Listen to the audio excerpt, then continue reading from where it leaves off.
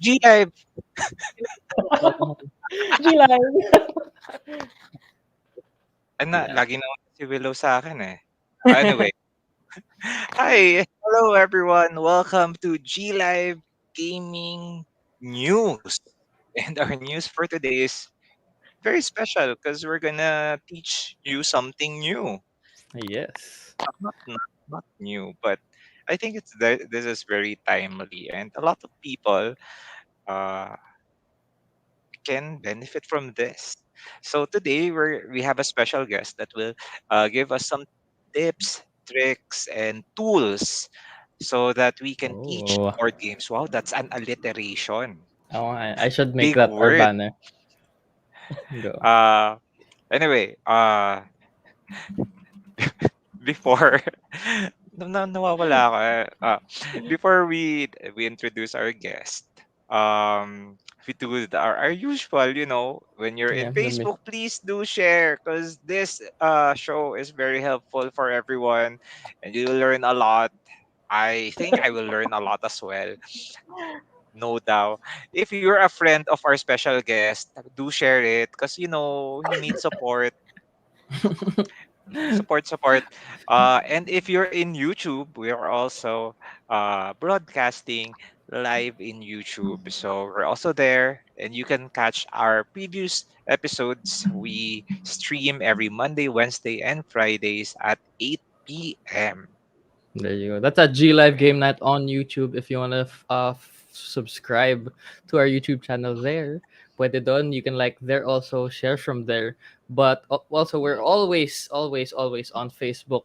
So if you want to join us in their discussions, just keep chatting. If you want to join us, go deeper into the board gaming hobby, you can join us at G Live Game Night community on Facebook, where we do polls, discussions, and very exciting actually yung poll na nandun ngayon, which is for our pass Ooh. this Wednesday, which is about Gen Con games. So if you guys want to join that, Exciting. pick games that you want us to review, preview, first review, first Artisan impressions.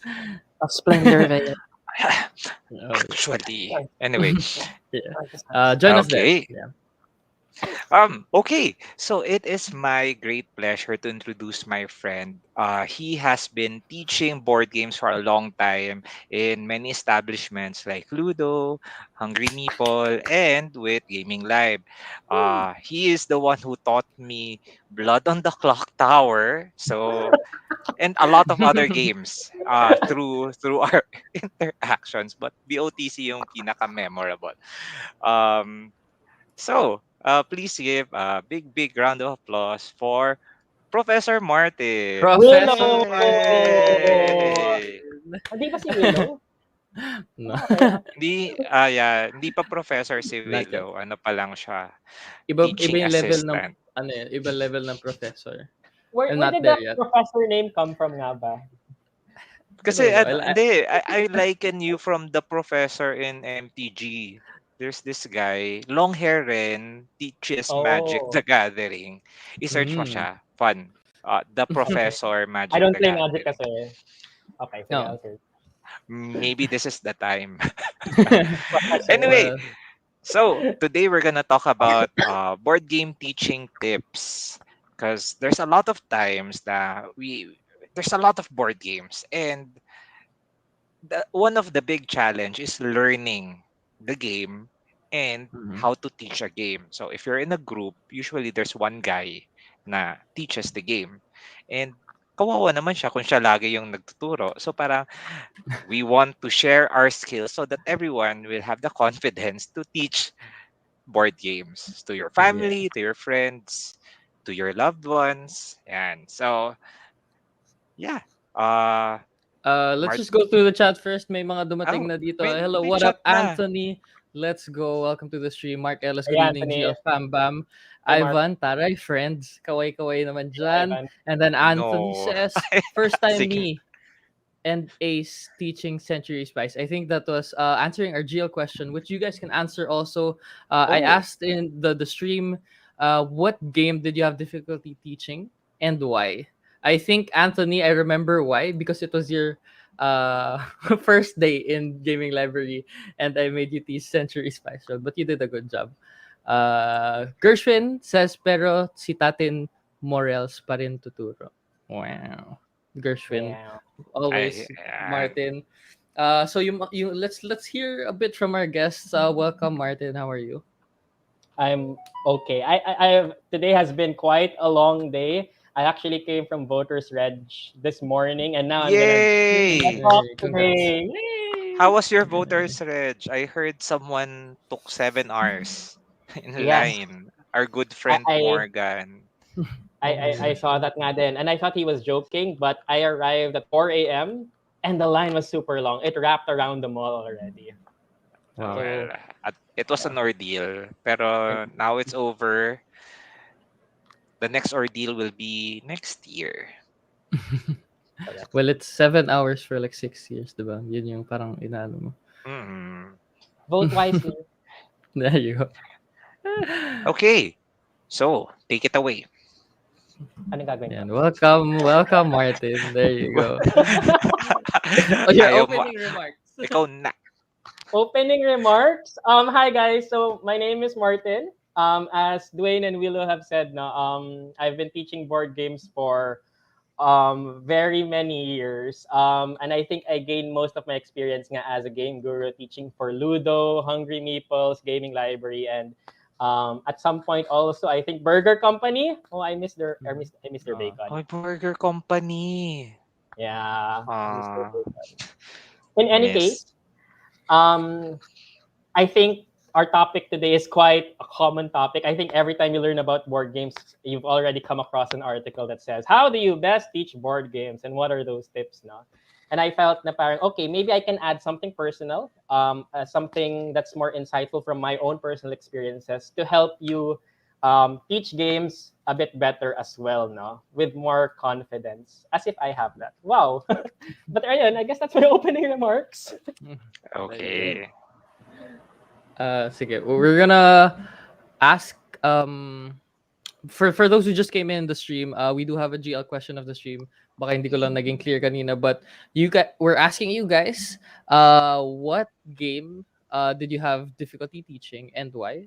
You can just put in hashtag GL question. We're gonna read through it later, and then maybe Martin can teach you tips also or tricks dun sa problem ng why mo din. Yeah. I'll try. So we I'll can try. tackle it there. Yeah. We can also give our 2 cents.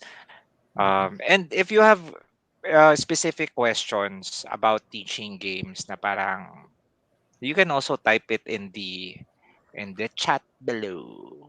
Yeah. Or if you have personal questions, ipe-play or pass natin yung questions bago natin sagutin muna. Personal questions. Anyway, I think you have a presentation.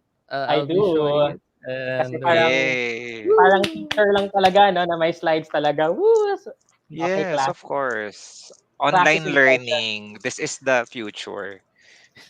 The So classes may in roll session. call tayo, no? Kung sino yung Dwayne, are present. you there? Dwayne, are you Present. there? Okay. Willow, narinig po bakit ba ako? Narinig ba ako? Willow? Hello? reconnecting, ma'am. Ay, Sa sorry. reconnecting pa. Ayun. So I made some short slides, but I'll just go and provide further detail. So again, our topic today is how can you be better at teaching games, tips, tricks, and the trade of the teach with gaming library. So just a few Wow. disclaimers lang. Um, ayun, so disclaimers, hindi ako expert. I mean, like, hindi ko nga alam bakit ako invited, pero I guess I do have some personal insight that I can add to the discussion. Nga. But in no way would I say I'm as great as Rodney Smith of Watch It Played. Lodi talaga yon in teaching games. But I think I can provide something from my own experiences as well. Another disclaimer is when you're first teaching a game, there is no one perfect way to teach any game. There's no one all do all method. So really, it really depends on your own style, the players you're teaching, and the game you're teaching itself. And the third disclaimer is it's of course okay to make mistakes, no? Na parang kahit ako I make mistakes because di nga ako perfect. Di naman ako katulad ni Rodney Smith na perfect palagi yung flip ng box niya sa Watch It Played. Yan, Yes. feel ko 100% on the first try nagagawa niya yan. So, Every it's time. yes, it's okay to make mistakes. And finally, ayun nga, I'll try to provide something more different from the common board game teaching tips and tricks, no, that you might have read. So with that said, just like any good teacher with his slides, meron tayong flow and table of contents. Wow, wow, wow. Love it. The professor. Ayan, so very quickly lang, I'll talk about how you should prepare for your game night and what you and your players should expect when you're teaching the game. Then I'll talk about some basics that everyone should know about teaching games. And then siguro majority of my talk and presentation will be more on how exactly do you teach rules? Like there's so many ways to teach the rules mismo. So how can you teach them? And then I'll talk about some other helpful tips that might supplement or support how to teach those games. Hindi na pala ako kita. Ayun. So, ayun lang. Okay, so let's go ahead and start. Nahihiya na ako sa slides ko. Martin, bakit ganito ang slides mo? It's Okay. very And actually, beautiful. ang ganda ng Yeah, slides. I love it. Imagine Ayun. slides na ganito, how to play Scythe. Tapos, okay, may flow tayo. Isipin mo yan, right? That would be a nice teaching tool. Nasa number 4 yan later. Tignan niyo. Tingnan natin. By the way, our slides are sponsored by slidesgo.com. Joke lang. Okay, next po. So, first of all, thank you for volunteering to teach the game. I think everyone who teaches games needs to be supported and thanked more often because more often than not, they just teach the game and then the players will just go ahead and teach pero parang they don't give any credence or congratulations to the person who's teaching. More than that, then I remember seeing this post that was shared by Variable Played sa memories ko sa FB na parang it's very important if you give respect to the person who's teaching the game. So sabi nga dito, listen attentively when learning a new game. It gives respect to the one teaching as well as to other gamers around the table. So thank you if you're teaching the game. This is not a shout out to the players who don't thank me. Please thank me more. Thank you. Pero ayun nga, thank you for teaching the game and hopefully you learn something from our talk today. Okay, with that said, how exactly do we prepare now? So I think these are some very quick questions that I think everyone should prepare for when they have a game night. And it really is about the mindset of the players as well as the person teaching the game. So the first is the environment conducive or noisy? Have you guys ever had experiences playing or learning a game in a very noisy environment? Yes. Yeah, yes. I actually learned Tapestry, which I know you like. I Yeah. learned Tapestry in a Starbucks, in BGC Starbucks. First time playing it there. It's not that noisy, but syempre may music pa rin, and then you have the Starbucks lady shouting people's names, ganyan. While you're trying to focus dun sa game. Uh, yeah, it's a challenge. It's kahit hindi mo naisip na ay ingay lang yan or it's just music, challenging pa rin talaga siya. Mm-mm. Mm.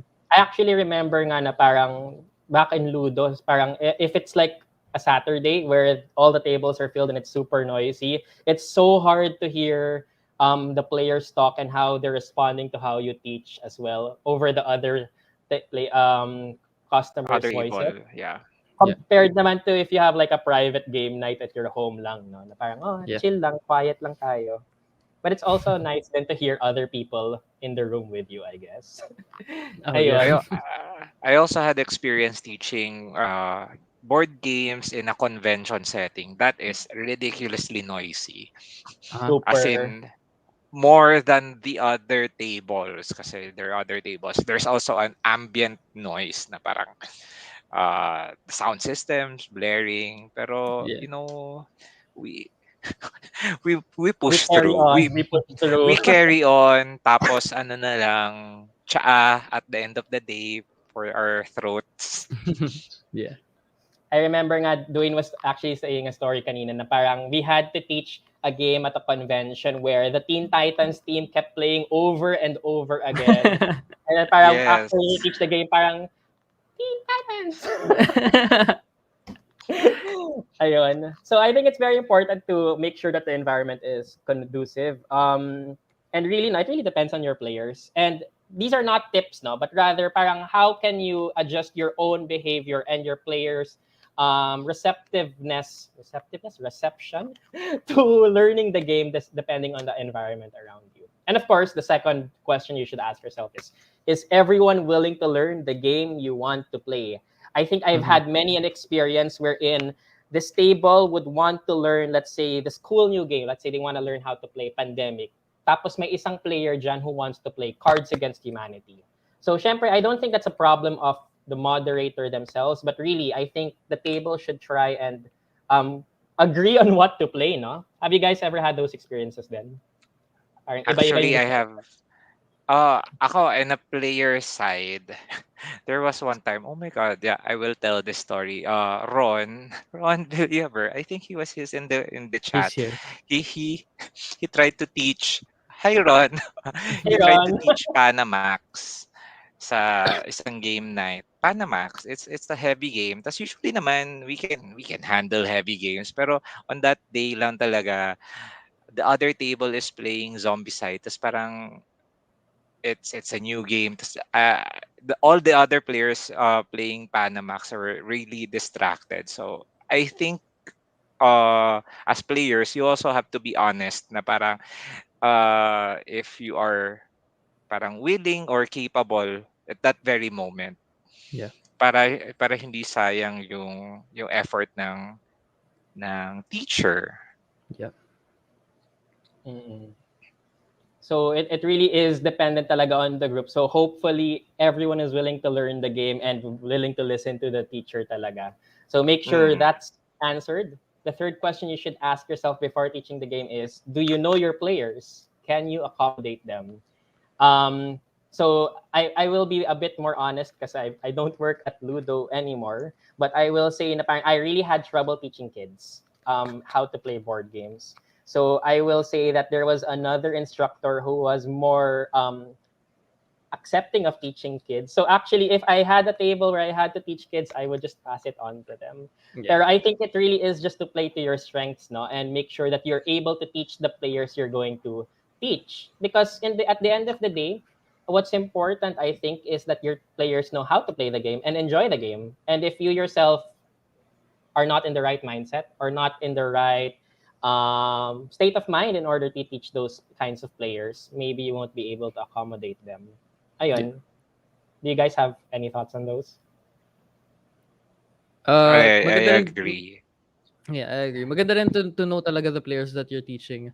Lalo na um the level of the game and the level of the player in terms of yung rules, how they can uh pers- receive these information dun sa current state na yon na nangyayari. Yeah. Kasi minsan you're talking, you're teaching everything, you're doing it sa pinaka basic na teaching ano na, but then they can't receive it. You can't force them to receive it. Baka they're just really distracted, they're really tired, they're ano, that it goes din dun sa kanina na willing to learn, no.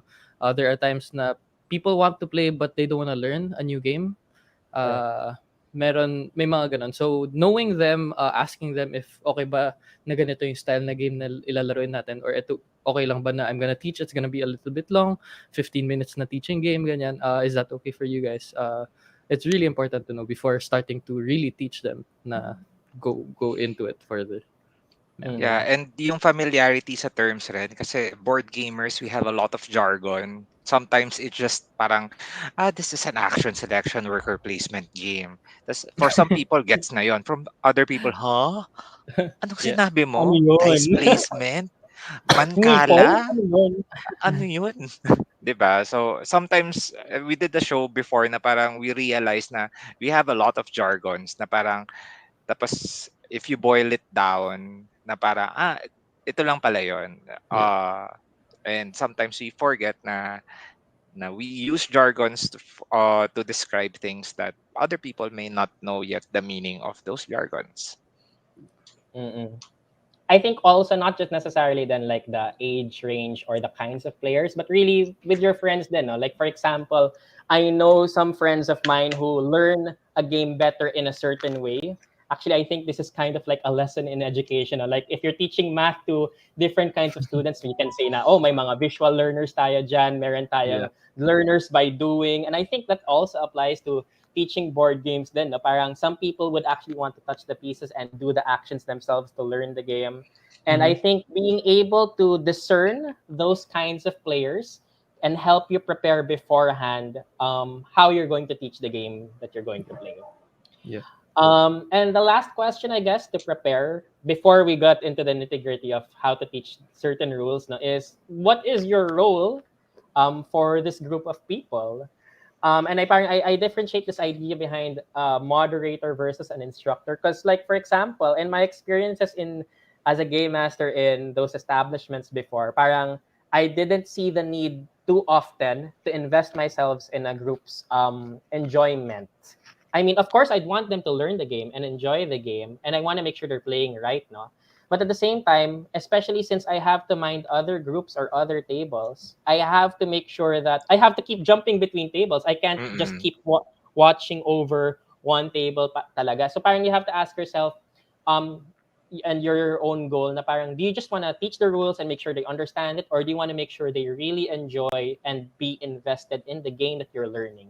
And I think I'll bring up this idea again more later when we talk about the tips and the strategies. Parang to differentiate yourself as a player, a moderator, and an instructor talaga. Does Yeah. it make sense? Baka I'm just It does. saying random stuff.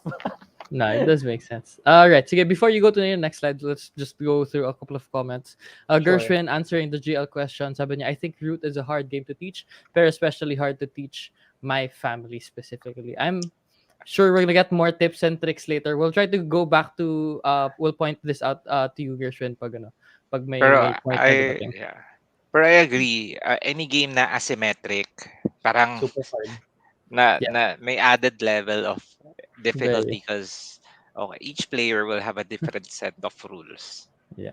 Pero Uh, Ron maybe Villaver later says, we'll thanks for sharing, Martin. Jake, sabi, hi boys. Uy, may PowerPoint. Yes, we do have a very pretty yes. PowerPoint today.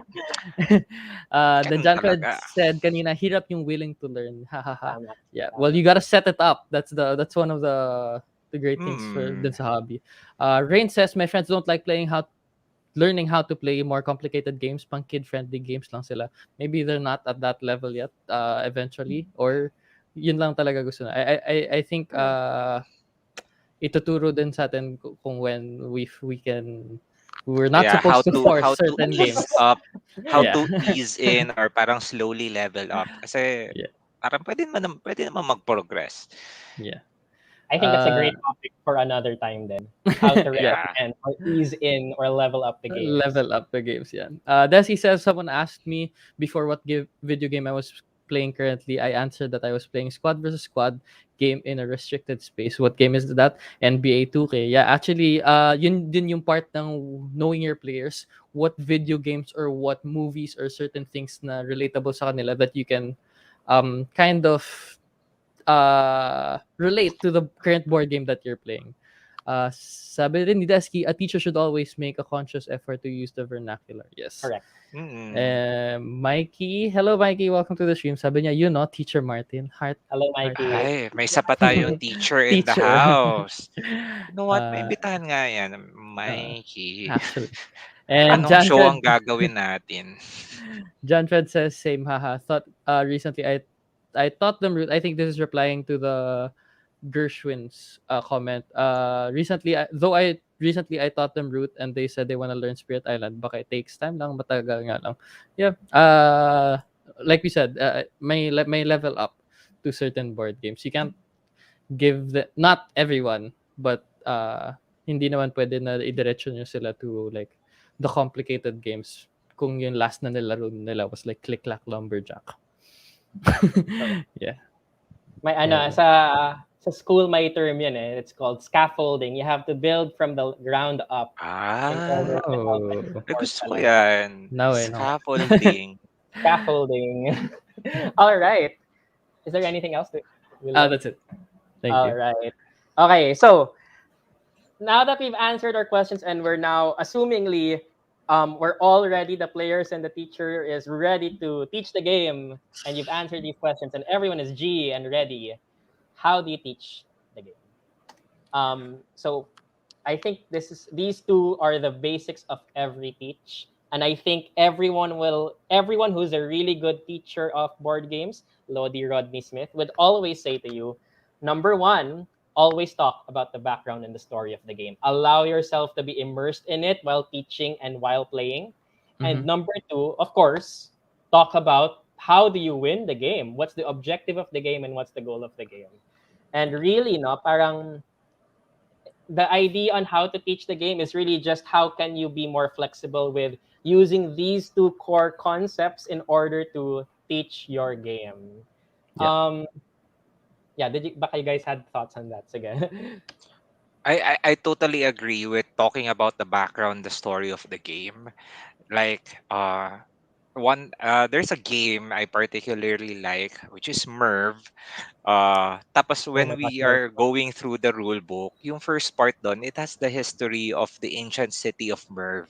Tapos after the game, we googled it, and parang on top of enjoying the game, we learned something pa. So parang really the immersion uh is multiplied with the fun that we had with the game.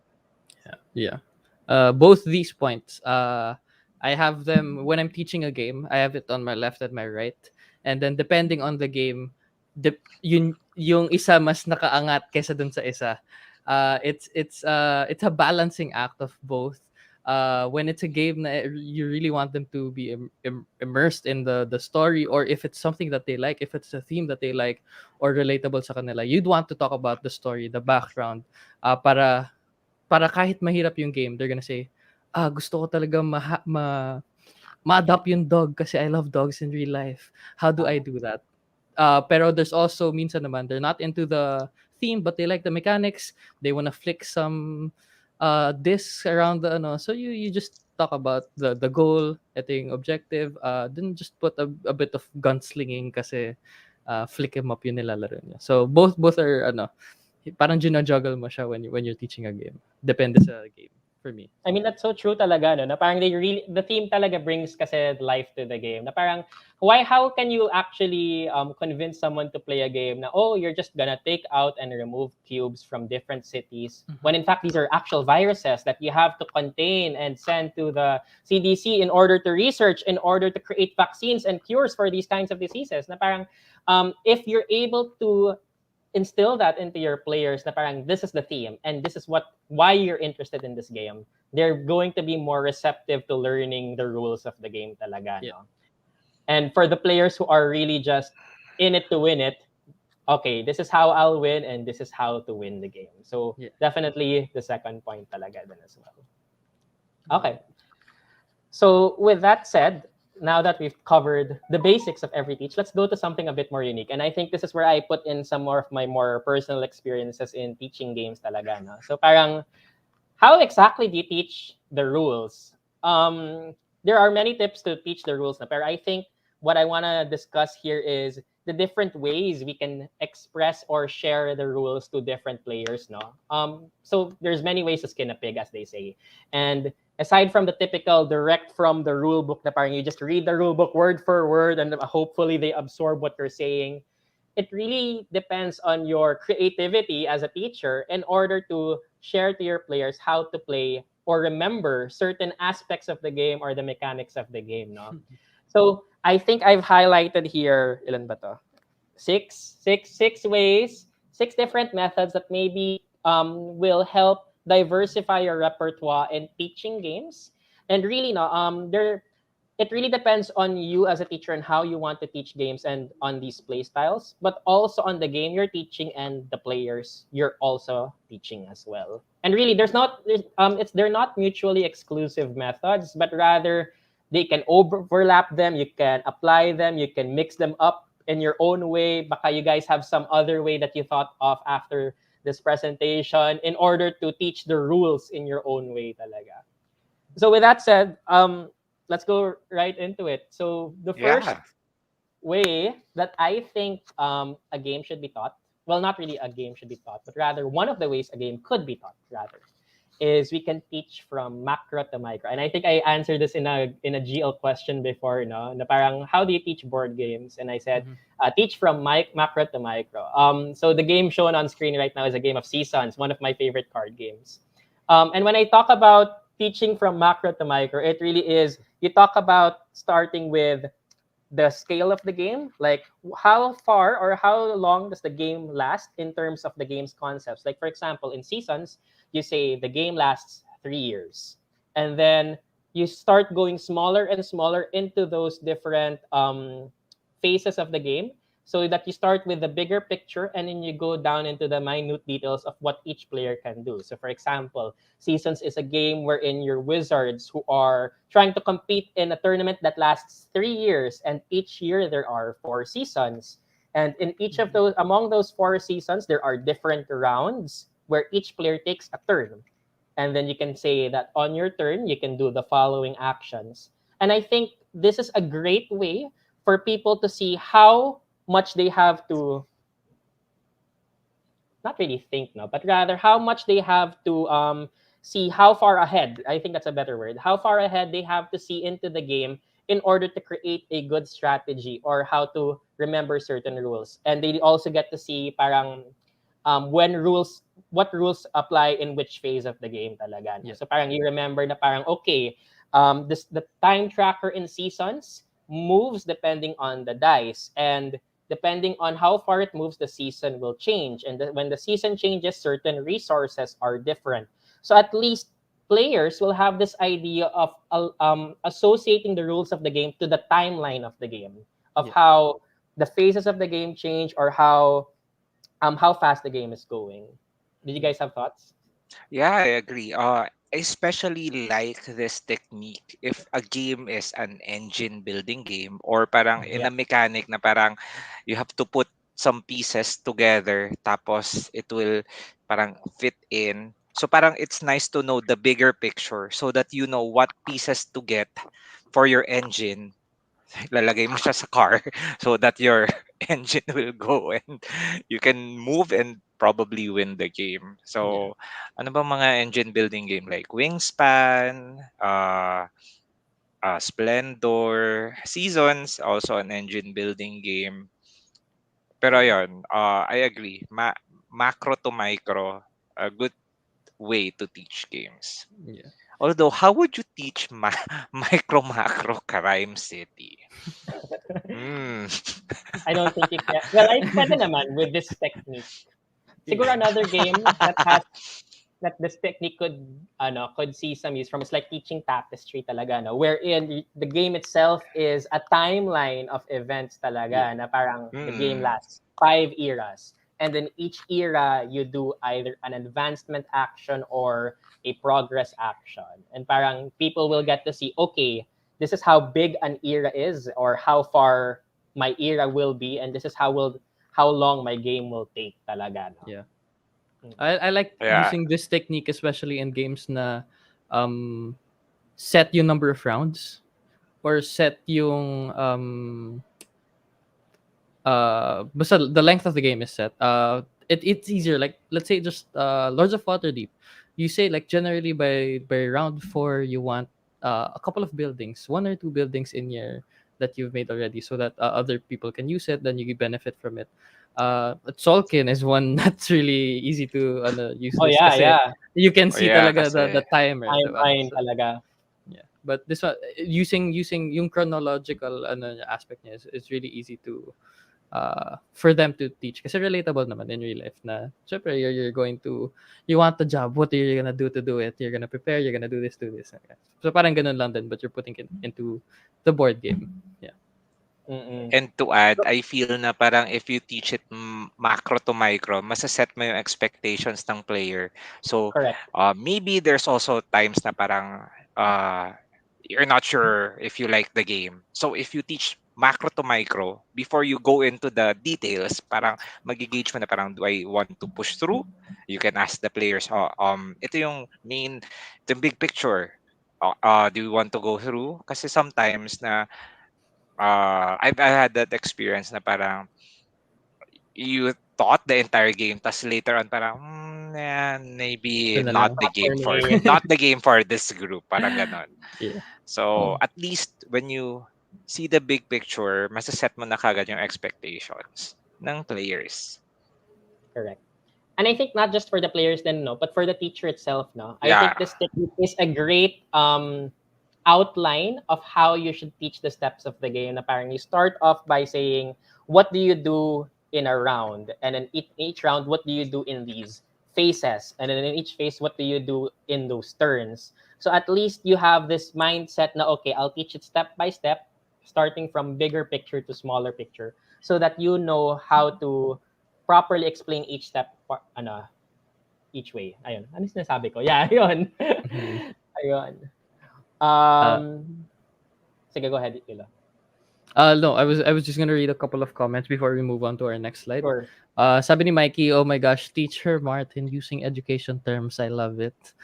Mikey, ikaw sunod next time. Sabi niya, hearing teacher Martin talk about story and immersion as part of the learning experience make my heart swell. Hoo hoo. Ako. Ivan says, let's go, Merv.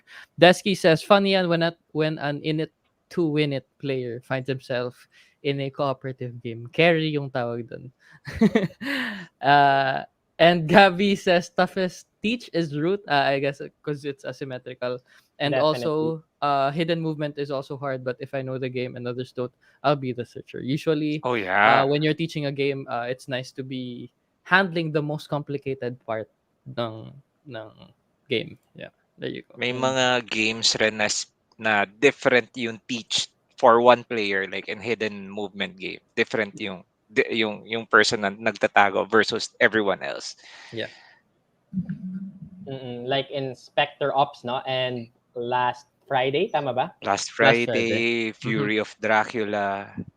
Letters of White Chat. Madami. Sobrang hirap na to teach those games, especially if you're just instructing the table and you don't want to mind the table masyado. But yeah, if you're moderating the table and you're watching over them, it might be best to take on the most complicated role, as Dwayne said nga. Yeah. Okay. So that's macro to micro. Though another way, siguro, that we can teach a game in terms of, with a certain kind of outline, and this is one of my personal favorites. I think I talk about this a lot with my friends talaga, is this idea of teaching the game backwards. So every time I teach this game on screen, this is my favorite game, one of my favorite games rather. Power Grid. It's no longer my favorite game. Tapestry forever. Button forever. But ayun nga, parang I always teach this game backwards. And when I say backwards, I don't like talk backwards, but rather I teach the phases of the game backwards. So for those who are familiar with the game of Power Grid, the game comes with a player aid that tells you of the phases of the game.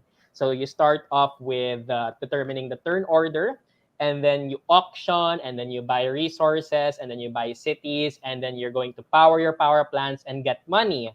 So how I teach it is not in teaching those phases 1 through 5, but rather I start with phase 5 first and work my way backwards. And the main reason I want to do this is so that players will have a better idea on how to reach the goal.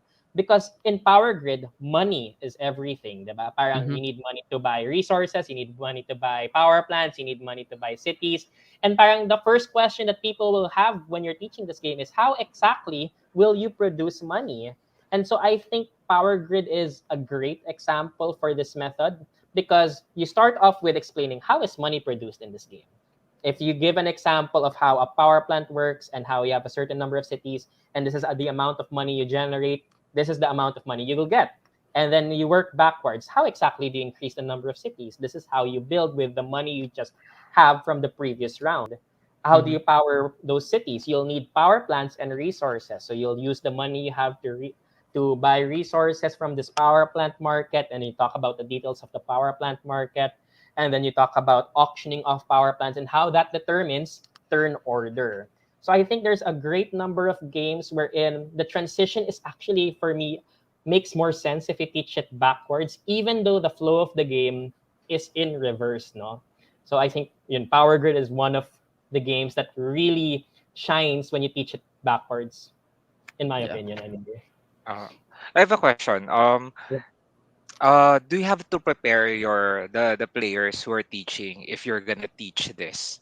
And um I feel na sige, yun muna pala. Sorry, can you That's my repeat the first. question? Do you have to prepare your players if you're gonna teach the game backward, or parang okay, you're just gonna teach it pero they wouldn't know that you're teaching it backward. No, of course, you say to them na the game, maybe you can also mix in a bit of macro to micro na parang, okay, the goal of the game, you talk about the goal of the game is to reach a certain number of cities, like 17 cities, right? And then you show them the player aid so that they can follow along with how you teach the game. So they have a player aid and they'll see, okay, the game is composed of multiple rounds wherein these phases are followed in order. You start with this phase and this phase and this phase. But for us to better understand those phases, let's start first with the last one, and then Mhm. that's how I would personally go about it. Na Yeah. parang you have they see how the game really is going to be logically, but you teach the game backwards so they have an idea on how to reach the goal of the game. Yeah.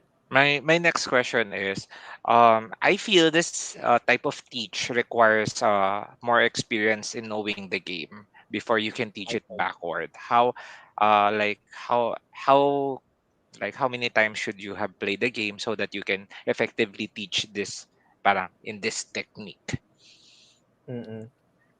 I think this technique or method shines best when you have a player aid talaga, or when you Ah, have when people can definitely see talaga how the rounds will go so talaga. Parang, mafa-follow nila na parang ito yung mga steps pero we're gonna flip it and reverse it.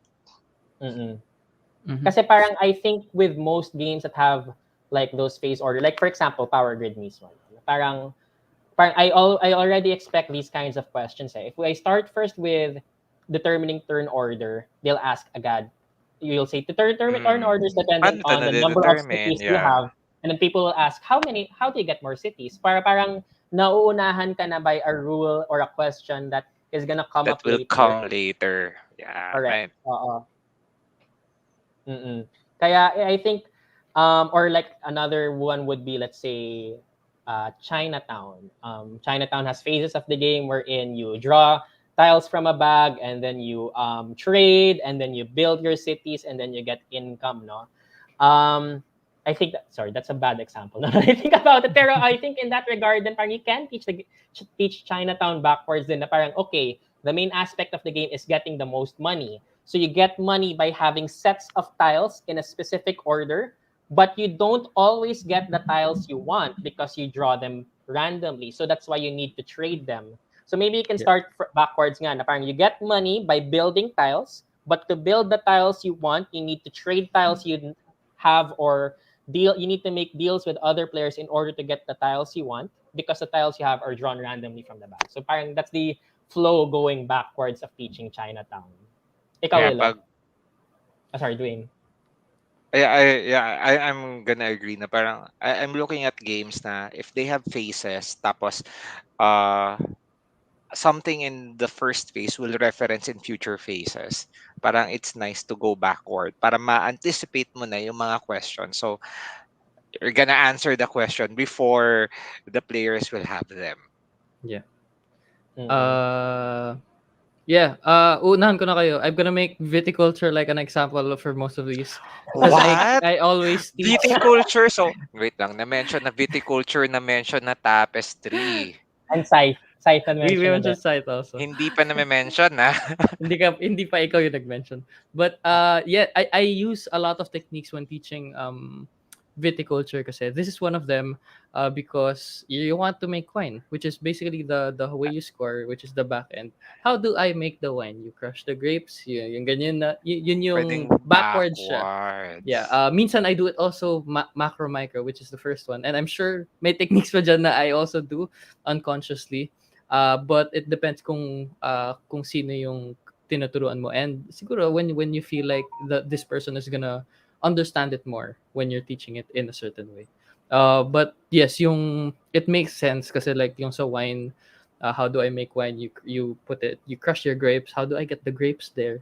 Kasi minsan pagpaharap maano na sila. Okay, paano ko ba siya ilalagay diyan?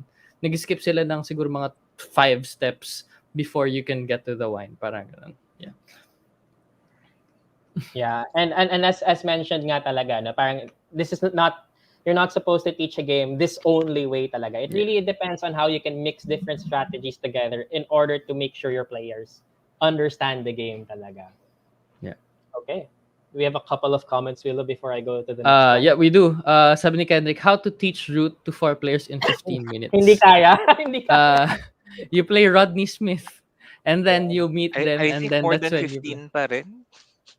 Is it does it count if you send them the video before the game night? Then you just teach them the pinaka ano in 15 minutes. Sabi naman, actually sabi ni John Fred, kaya yan, feeling ko nagawa ko in a 5-player game, no high complexity faction, and the teacher plays to teach, not to win. Lols. Actually, use the usual.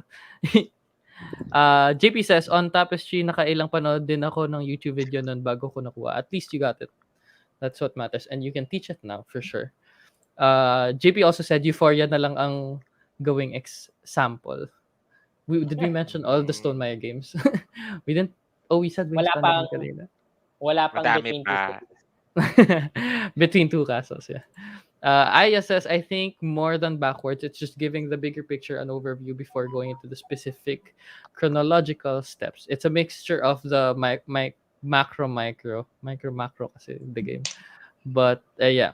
I think pwede silang mag-mishmash talaga ng techniques, and I'm sure all of these other techniques pwede rin sila. Like you actually kaya ata silang lahat 6 eh. Unless Kaya naman ata. yeah. Well, No. depende sa game, I think. Yeah. Okay. Depende sa game. Yeah. All right. Sige. Sige. So the next one, I think, is okay. So this is a bit weird. No? I actually was thinking what's a better way to title this method. Pero I'm gonna say lang, show the life cycle of your resources or components. And when you think life cycle, parang ang weird. Parang how do I take care of my components or resources? Pero hindi. Siguro the best way I can explain this slide is I'll talk about the game on screen. So this is Motanai. It's a Carl Chudik game. I know Gersh doesn't like this game, but it's a game about your monks, your ascetic monks who live on top of a mountain, and they believe in Motanai. So Motanai translates to multiple use of being able to recycle and make the most out of different objects. And that's the main idea of the game, no? Parang the cards are multi-use cards. So you can use them for a variety of things. You can use them as materials. You can use them as assistants. You can use them as projects, or you can use them as things that you're gonna sell in your shop. And every time you use a card, they're not permanently discarded. They are never permanently discarded. So when I teach Motanai, I always tell them your cards can go into one of two places. They either go to the discard pile, which means that they can be used as assistants or as materials for your works, or they can come from your hand and played to the side of your board as projects that you want to showcase to your customers, for example. And I think that's how I want to try and describe this method. No? Na parang, since cards are the main resource or the main commodity of this game, it's so important for players to see how they're going to go through the game. Like, where are they going to end up at each step of the game? Where are these cards going to be? So, for example, ayun nga, parang when you have cards in your hand, you either play them as a work, for example, and they're stuck there, or you discard them and then they're in this main pool in the middle of the table that other players can pick up as assistants or as materials. And I think, ayun nga, being able to see where they end up or how they're going to be will help players strategize or remember the rules better. So parang you explain how scarce are these materials, where are they going to end up, and how are they going to be used in order to determine your victory. Yeah, I hope that made sense. Yeah, there are some games na one important question I ask if I'm the player is parang how scarce are the resources, Yep. so that I can parang feeling ko kailangan ko magtipid in this game, not be parang kasi usually there's a lot of games that uses resources as a main mechanic na parang kailangan ko ng gold so that I can do this, this, and this, or parang if a worker placement like how expensive is a new worker, kailangan ko ba siyang pakainin, oh my God, ang dami ko ng mga anak pero hindi sila makakakain. Yeah. In a game. Mm-mm. Yeah. Pero yeah, yung scarcity very important so that you can use the resources that you have and you can make the most out of your game. Yeah. I think when you're teaching this way, it just gets the players who don't know, who haven't played this totally new game for them. They know how to pace themselves in a certain game. Like sa Mystic Vale, I remember that I really like that game. Yung resources mo, which is your icons. Ang resources na I'm talking about na scarce is the victory points mismo. Na pag naubos na yung victory points, you can't get anymore. Even if you flip at this stage na 10 yung ano mo, pero 5 lang yung available. Yun lang yung pwede mong kunin. Another one that I think would be really, really easy to teach this way is Tokaido. Your resources or your components being the spots that you can go into. Kasi they can see the whole line. They'll see na, okay, kaya ko pang ma ma-complete yung painting na to kasi there are two spots there left. But if someone else goes there before me, hindi ko na mako-complete yun. So from there pa lang, even if you're at the back, parang two, 2 days away from that spot, maisip mo na, okay, either I get one now or I'll have to skip 5 spots to get the other one there. So, yeah, yung scarcity and yeah, important nga siya when teaching as certain games. Mm-mm. And I think nga in this method, parang, as I said, like in the previous two, parang this emphasizes the scale, number one. Number two emphasizes the goals. And number three, it emphasizes the resources. Especially Mhm. for games where resources are key talaga, no? I think another game that just came up in my mind right now while you guys were talking about Hokkaido was Raiders of the North Sea. So Mm. parang your worker itself is a commodity. Parang one of the main actions that you teach the player is whenever you do your action, you place a worker and pick up another worker. So you Yeah. always Yeah. start and end with one worker. So that's parang the life of one resource. At the same Yep. time, another way, another point that will come up later in the game, parang, is how eventually all the black workers will be pinned, and you'll never Mhm. have black workers again because Yeah. you'll be using those black workers to raid To read. higher valued spots, and then those spots will give you other resources like cattle or gold, and gold is needed to raid even higher spots, which will give you different colored meeples as well.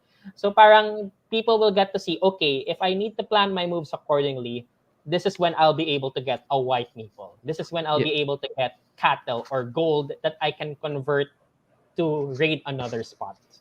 Yeah. Actually, Let's go madami through pala. the comments. Madami palang games na would really Madami. benefit from this teaching style. Yeah. Sam Rosales says, hello, welcome to the stream. Sabi niya, just joined, so I don't know if this has been answered, but how do you approach teaching a brand new game, or how do you learn enough when reading a rule book to teach it right after? Mm. I'll go. Uh, Ikaw muna, Martin. Okay, so personally, when I teach a brand new game, so actually I'll talk about these tips then later on. Pero parang for me, I personally set up the game on my own. I play Mm. a game solo. I pretend that there's 4 copies of me just so I can really understand how the mechanics work. And then I know a few friends know that I do this, but I actually write an index card. Like I write down, okay, this is the thing that I will forget to remember. Like if I'm a player, these are the things I will forget, and these are the things I need to emphasize when I teach the game. How do I know if I'm ready? I don't. I really just go into it, and then if I make a mistake, I just go back to the rule book. Yeah. Ako, Ako, if we don't really have the luxury of going through the game and learning, sometimes you just have to be honest with your playgroup. Na parang, oh guys, new game, let's learn this together. And Yep. sometimes Tama. it's a great way kasi if you're learning it together, one, you parang you allow yourself na it's okay to make mistakes. Uh, and everyone's helping in, everyone's Yep. pitching.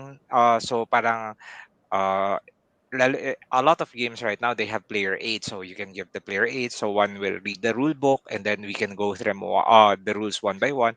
It takes a little bit of time than teaching a game that you already know, pero um parang it's also nice kasi the whole group is working together to learn a game. Yeah. Correct. For And it's me, okay to make mistakes pala. Like, if at the end of the game you get something wrong, it's okay. You just if you laugh had it fun off. naman. Tas parang, kaya pala ikaw nanalo. Hindi, kasi Nandaya ganun ka pala talaga. eh. Stop game, stop game. Yeah. For me, yeah, I do the same. Pero me, I really watch a lot of videos. I try to learn it through playthroughs, reviews. Kasi siguro yun na yung naging parang nakasanayan ko. But minsan when I have a brand new game, lalo na yung may mga walang rule books that they sent to us. I just Walang open it rule up. book. Yeah, may mga ano from like different publishers they send to us in gaming library. We have to try to figure it out how to play. May onting rule books lang na very badly translated. But minsan just when you buy a brand new game, you appreciate it, open it up, just look at it, you'll kind of figure it out na parang okay, this works this way, this works this way. Yeah. And yun nga, I think one of the misconceptions is na you really have to be ready and you have to know everything when you're teaching something. I think for everything, you'll never be the perfect person naman for everything, anything. So, you know, just don't be too hard on yourself when you miss a rule or something like that. Yeah. Good Next. question. Thank you, Sam. Thank you, Sam. Thank you, Sam. Gino says, thanks for the quick review for the previous thing. He just joined the stream. So, okay, we're gonna go through it all again later. Lubin says, easy. I forgot which one this is. I think this is for the fourth. I Kendrick think says, this is for Century root. Spice Road for life cycles Hard to and teach or life uh, cycle. I think that's Kasi life cycle. resources. Yeah. And also, sabi ni David Bagay, yung number 3 sa deck builder games for life cycle of your resources or You components. get to see how Kasi, far you are in tech. Yeah. yeah, the resources are your cards. And if you get more cards, di madedelete mo yung deck. Parang something like that. Yeah. Sabi ni Gina, this life cycle tip is often overlooked in the teach. Usually, this becomes the aha moment of the gamer when they first realize how everything clicks, when they figure out how elements interact with each other. Yep, there you go. And Truth. also, sabi ni Mikey Yeto Kaido, my grade 4 students were able to learn it super fast. Also, lanterns. It must mean you're a great teacher, Mikey. Teacher ka, no? No, Ivan just commented also, when I teach complex games, I do a lot of prep work. I make my own teaching aid and rehearse it with on-the-spot learning plus teaching games, hopefully light games lang. Yeah, there you go. Syempre, you have to prepare, but there are cases na you don't. You just want to learn with everyone else. Okay, I think that's our comments. And all also, right. Carlos pala, sabi niya, hi, Martin. Hi, Hi, Doc. Carlos. Hi, Doc. There you go. Okay. Okay, hala, I'm under the spotlight now. Okay, sige, let's continue with method number 4. I think this one is not really something that can be mixed with others. It really depends on the game again, as I said. And that is learning as you play. I think this is one of the most common ways that you can teach a game. And I think it's best for games that have a heavy narrative, like for example, time stories. Whenever I teach time stories, this is like one of the laziest games I teach, because whenever I play time story, or whenever I have to teach time stories, I just set up the game for them. I make them read the cards and then make them immerse themselves in the story. And then later, when they have to do their first dice roll, that's how I explain how the dice works and what the symbols mean on the dice. And then later, when they see a symbol that says like a lock, or when it says a symbol that has this kind of icon, that's when I explain it to them at that point. And ayun nga, I think this style of teaching is really more on the players doing the heavy lifting, understanding the story and the world that's building around in the game. And then really you're just nakikiepal ka lang. You'll just suddenly drop by and then just tell them, okay, this is how you do this. And you leave them a bit again for a bit. And then you come back, okay, this is how you do this naman. Ayun. I do this a And lot. on top of narrative games, there are also games na parang light teach ng rule, go play, tas after you play, pwedeng you have a second game na everyone already knows how to play, like Mm. social deduction games. Kasi parang uh, some players they just want to play, parang guys laro na tayo, tapos parang okay, laro laro laro, tapos after one game may mga nagki-click na parang okay, this kailangan ko pala magsinungaling, ito yung goal. And once after you done a game and you played it, parang may mga learnings ka na nakuha Yeah. that you can't. Yeah. As I said kanina, I do this a lot. This I do this technique a lot kasi I like parang the setup before the game night. I kinikwento ko na sila, oh, ang ganda nitong game, ganito yung gagawin mo, ganito yung gagawin mo, ganito yung gagawin mo, tapos ito yung story niya, you put this, ganyan. Kinikwento ko lang. And then eventually they're gonna say, oh, try na nga natin yung game. And then sasabihin ko na sa kanila, oh, ito yung thing na sinabi ko, ito yung thing, oh, okay, laro na tayo. Uh, and I do this lalo na with yung mga the unlocks, Ay, I don't wanna get spoiled myself, and then I want to play it with a certain group.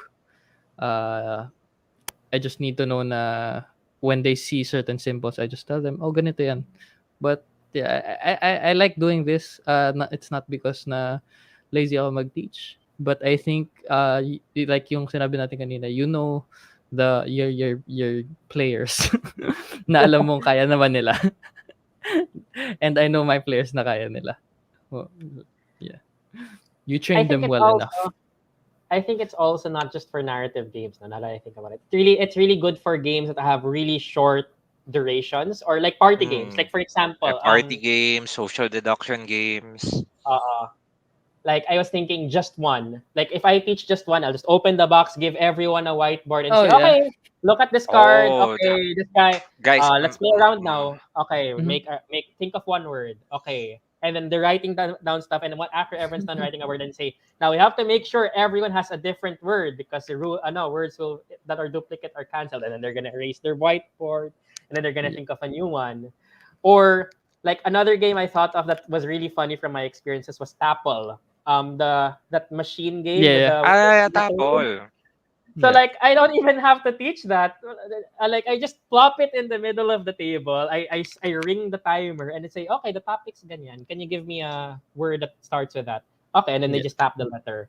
And then give me another one, different letter. Okay. And then they realize for themselves that the letters are running out. And they have to think Mhm. of new words that satisfy the remaining letters on the board. So okay, you didn't really need to teach anything. I mean, you did teach them because you understand that the players will understand how the Yep. game works Yep. eventually. Exactly. Na parang, Mm. okay, gets na nila. They'll learn Mm. as they play the game. They'll see Mm. patterns and rules as they see the game.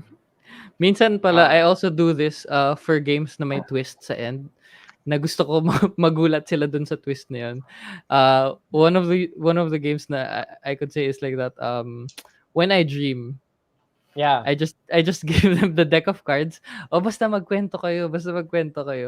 Tapos pag natapos na yung timer, tapos I'm gonna flip the whole deck of cards. So, okay, alalahanin natin yung kinwento natin, ah. Tapos sila lahat, oh shit. Yeah. I like teaching when I dream like that. Ay, meron dream on, pa. sorry. Dream on Sorry, yon. Dream on. dream Yeah. on. Meron pa I have another type of game that actually the game does not allow you to teach everything. Those are legacy type games. Ah, yeah. Parang usually they have a quick start. Parang they teach you just the basic rule. Tas laro na. Tas after one game, adds more rules. So parang you learn as you play. Yeah. There you go. All right. Sige, comments before we go to the next one. Sabi ni Sam, quick start game modes are a great development for board games and they work real well with learn as you play. I think sino yung recent Wingspan, that Swift guide. My quick What's it start called? guide sila. Yeah, that's really good. Quick Uh start. What's that game? The Crew also. The crew Parang it also. has many modules. Tapos yung first one, parang madali lang. yeah. Next one, a little bit harder. A little bit harder. Yan. Mikey says, actually, the grade 4 students mostly taught themselves Tokaido and Lantern. So, wow. Nice. They got it Nice. mga 75% correct. So credit sa mga designers. So rule book is done well. Gina says, sometimes I do a quick rules teach, then if the group is willing, dive in for a sample round with a bit more rules, then restart in a clean slate once everyone's ready. Really depends on the group and the game. I agree. It depends on the group and the game. Yeah. And Jenfred said, oh, nice way to teach just one and some social deduction games. I'm a copy that way of teaching. Haha, might need it this weekend. Yeah. I do that a lot Nice. with One Night Ultimate Werewolf din pala. Just listen to the voice. Close your eyes and listen Mhm. to the Ay, voice. totoo. Or Kapag where everyone words? close your eyes lang, Yeah, Alam ganyan. yeah. mo, alam mo. Okay. Okay. Yeah. Maganda nga din yung mga games na gano'n. The game itself will teach you using Oh the app. yeah. Oh yeah. Actually, this type of rule, it's prevalent in video games. Mm-hmm. Na Mm-mm. parang may tutorial, they will ease you into the game, and it's really nice that board games are slowly getting into that, the parang may mga quick start, and it's a boon for us teachers na parang okay, thank you Yeah. for giving us this so that we can teach the game easier. Yeah. Yeah. Okay. Um, so next one, fifth out of sixth, I think. Ooh, Ayan. number 5. Number five. So break down a game as a product of its mechanics, skills, or actions. And parang again, each of these methods parang emphasizes different things, no? Where number one is emphasizing the scale, number two the goals, number three the components and resources, and number four the story of the game. You're emphasizing the story. Siguro number five is really more about the skills and the actions that you're going to do, no? So a lot of games are really just going to be a product of two or three different actions that you're going to do repetitively. Yeah. And by emphasizing what those actions are, people will get to see, okay, if I chain this actions in a certain way or I do a certain action in a certain degree with a bigger scale or a smaller scale, then I get certain outputs out of that. So like for example, this is a game of New York Slice. It's one of my favorite party games. Mm-hmm. In New York Slice, it's a pizza game. There's only really when you describe pizza New York Slice, the genre and mechanic is it's a set collection game and an I cut you choose game, and then you talk about this jargon again to your players. Now, what does that mean? I So you cut you say choose. so you say set collection. You want to collect the same kind of pizza, the same kind of pizza, more of the same kind of pizza. You get those kinds of points. And then you say it's also I cut you choose, meaning I get to divide this pizza, but everyone else gets to choose a portion of the pizza before you do. And then you Mm-hmm. demonstrate that Ooh. action. And really, by demonstrating the idea of cutting the pizza and seeing how collections of different kinds of pizza will work together will yield a different score at the end of the game. I think once you teach those two rules, people know how to play New York Slice, for Mm-hmm. example. Yeah. Parang yung the underlying there is understanding yung shorthand. Like for example, I cut you choose. The tension in the game is that you want to cut the game na it's fair enough kasi you'll be the last to choose. So parang when players get the tension, the where the decision point will be made, parang Yeah. dun na nagki-click yung the mechanic of the game. Yeah. I think this one, yung breaking down the game for its action skills or mechanics. Worker placement is very ano for this. Yeah. Just showing all the actions that they can do and then letting them decide what they wanna prioritize dun sa mga actions na available. Uh, really teaches it well. Again sa viticulture, ganyan yung ginagawa ko din. So, uh, sinasabi ko yung process, yes, I do that macro micro thing, I do that backwards thing, but I also do this kasi there are ways that you can also win viticulture without even producing wine. So, it still depends on how you're really gonna teach them. Yeah. Mm-mm. And also, I think this method allows for you to teach a bit of strategy and some techniques for the game. So, like for example, in my group of friends, now when I teach games, I know some of them would prefer to understand the secret to winning the game on their own. But Ah, some yeah. of them will also want like a sort of back push on how to start the game and win the game. So that everyone starts on more equal ground, no? So like as an example, like when you teach Ticket to Ride is really just two actions: collecting tickets and building routes, no? And Mhm. parang one thing I always say when I teach Ticket to Ride is a good popular technique or strategy that people do is amass a lot of tickets first before building routes. And then when you build routes, maybe you'd want to save it for the routes that will block off other players and benefit you as well. No? So parang you teach those techniques in accordance to the strategy na parang, okay, collecting tickets so that I can have a bigger set and have a supply of tickets later on, or collecting tickets and then spending them later on at the right time in order to block off opponents for Ticket to Yep. Ride. Mm-mm. Okay. Okay. Okay, Your sige. Um, comments. Before we go comments, sabi ni John Fred, oh, nice way to nope, I just said that one. Sabi ni JP, sabi niya, gusto ko rin yung New York Slice. I think may isa pa tayong New York Slice, if I'm not mistaken, Dwayne. You can check it out at I saw gaminglive.com. one. Yeah, we saw one. Sabi ni Gino, if it helps, there are some games in BGG forums with a fan-made cheat sheet or summary for the rules, especially heavier games with lots of phases, action decisions, etc. Examples like Robinson Crusoe, I'm looking at you, sabi niya. I used to print these and store them in the box. Yeah, I think Mage Knight has a book of this. mm-mm. Sorry, Mage Knight. Tapos it's also nice na kung paper lang siya, you laminate it para Oh yeah. It just makes it a lot easier to teach when you have those cheat sheets or summary lalo na yung fan made. Ang gagaling nila gumawa ng cheat sheet. oh naman. I think there's Come another on. website Come through that fans. is popular for creating those cheat sheets. I think it's something Nights. I forgot what the website is called. Parang it's not Mm. BGG, but they also make custom fan made rule summaries and teaching guides in order to teach the game you're Nice. going to teach. I forgot what the name is called. I'll get back Sige, to that. we'll search that. We'll post it on G Live Game Night community. So join that group if Maybe you wanna someone learn. in the maybe someone watching would know. You can comment it below. Yeah. Night something, KNIGHTS. Board Something. game nights, rules nights. Rule Yeah. nights. I think that's it for the comments. Okay. So the last, and then I'll go to some short tips before we end, siguro. Yep. So number 5 emphasizes the mechanics. Number 6 is the highs of the game. You wanna Mm. emphasize the experiences and crux points of the game. So I think being able to emphasize these high points in the game and what players need to watch out for can shape their strategy and remember the rules better as well. No? So, Yeah. for example, the game shown is actually a very unknown game, but it's one of my favorite games. This is called the Downfall of Pompeii. Pompeii. Yeah. It is a small box game Ooh, with a may very dated volcano. art, and it has a volcano. Yeah.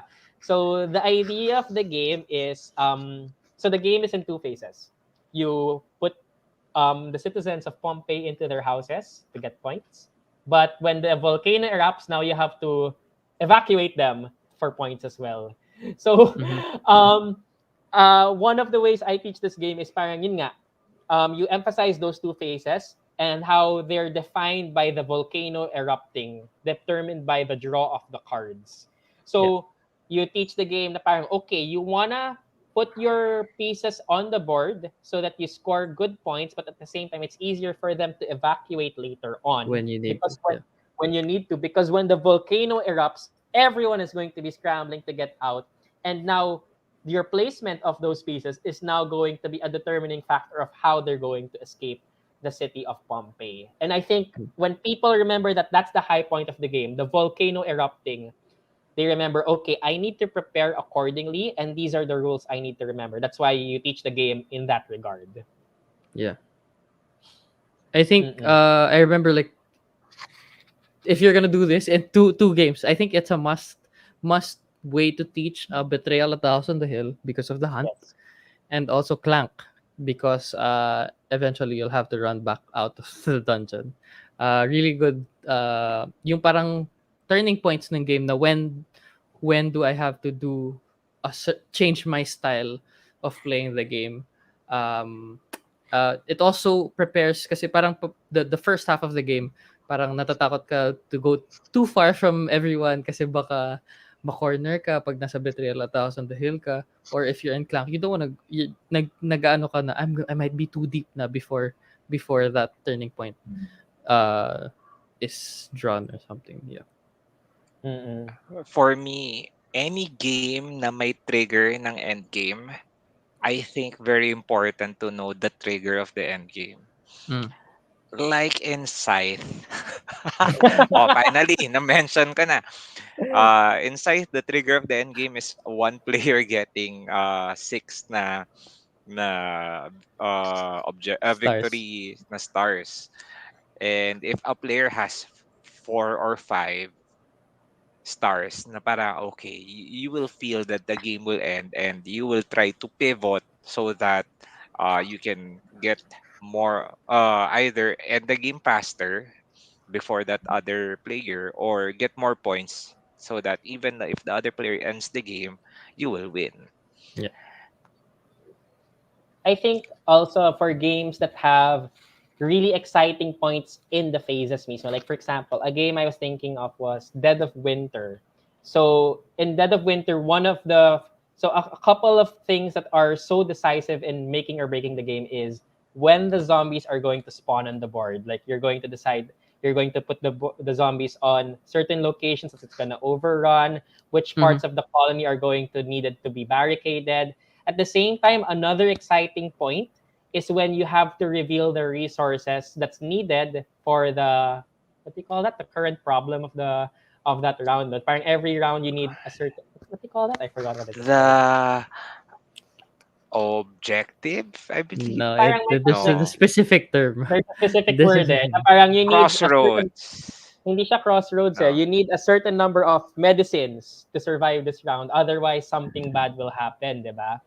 So parang that's when you get Mm. to see if you have a traitor amongst your mids na may nagtapon doon ng something na hindi nyo naman kailangan. yeah. And I think when players are able to prepare for these scenarios or those specific phases, they remember what actions are needed to prevent those kinds of things. So parang I need to remember the rule of going to locations so that I can gather resources for that objective. Or parang I need to be able to stay at the colony to barricade just in case this part of the location overruns, for example.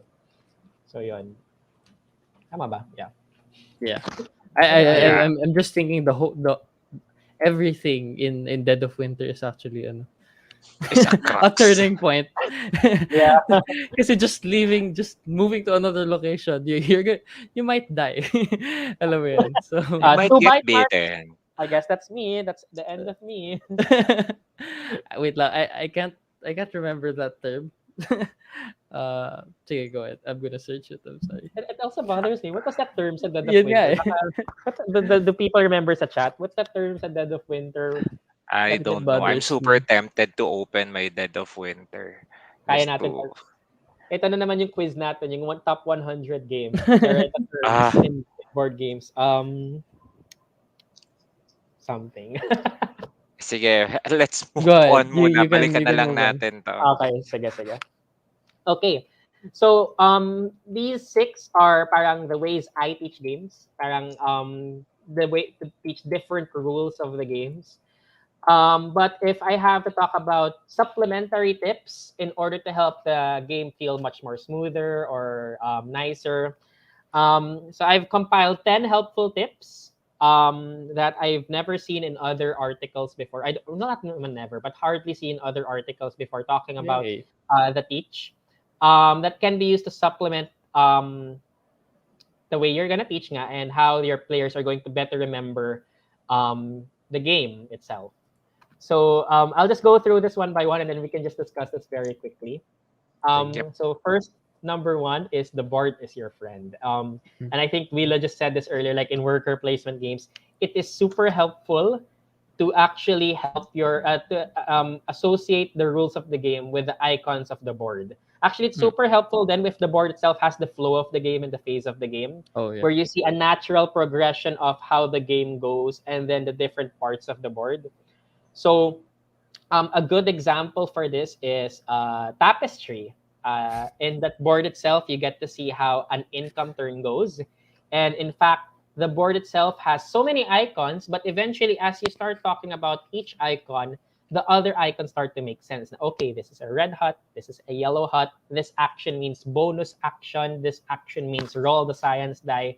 And whenever you teach games that has a lot of icons on the board, it is super helpful for you to help your players remember intuitively what the icons mean talaga. Yeah. Ayun. Uh, I True. searched it. Okay. It's crisis cards. Crisis cards. I just needed. Crisis I just needed to cards. Crisis say it. Uh, cards.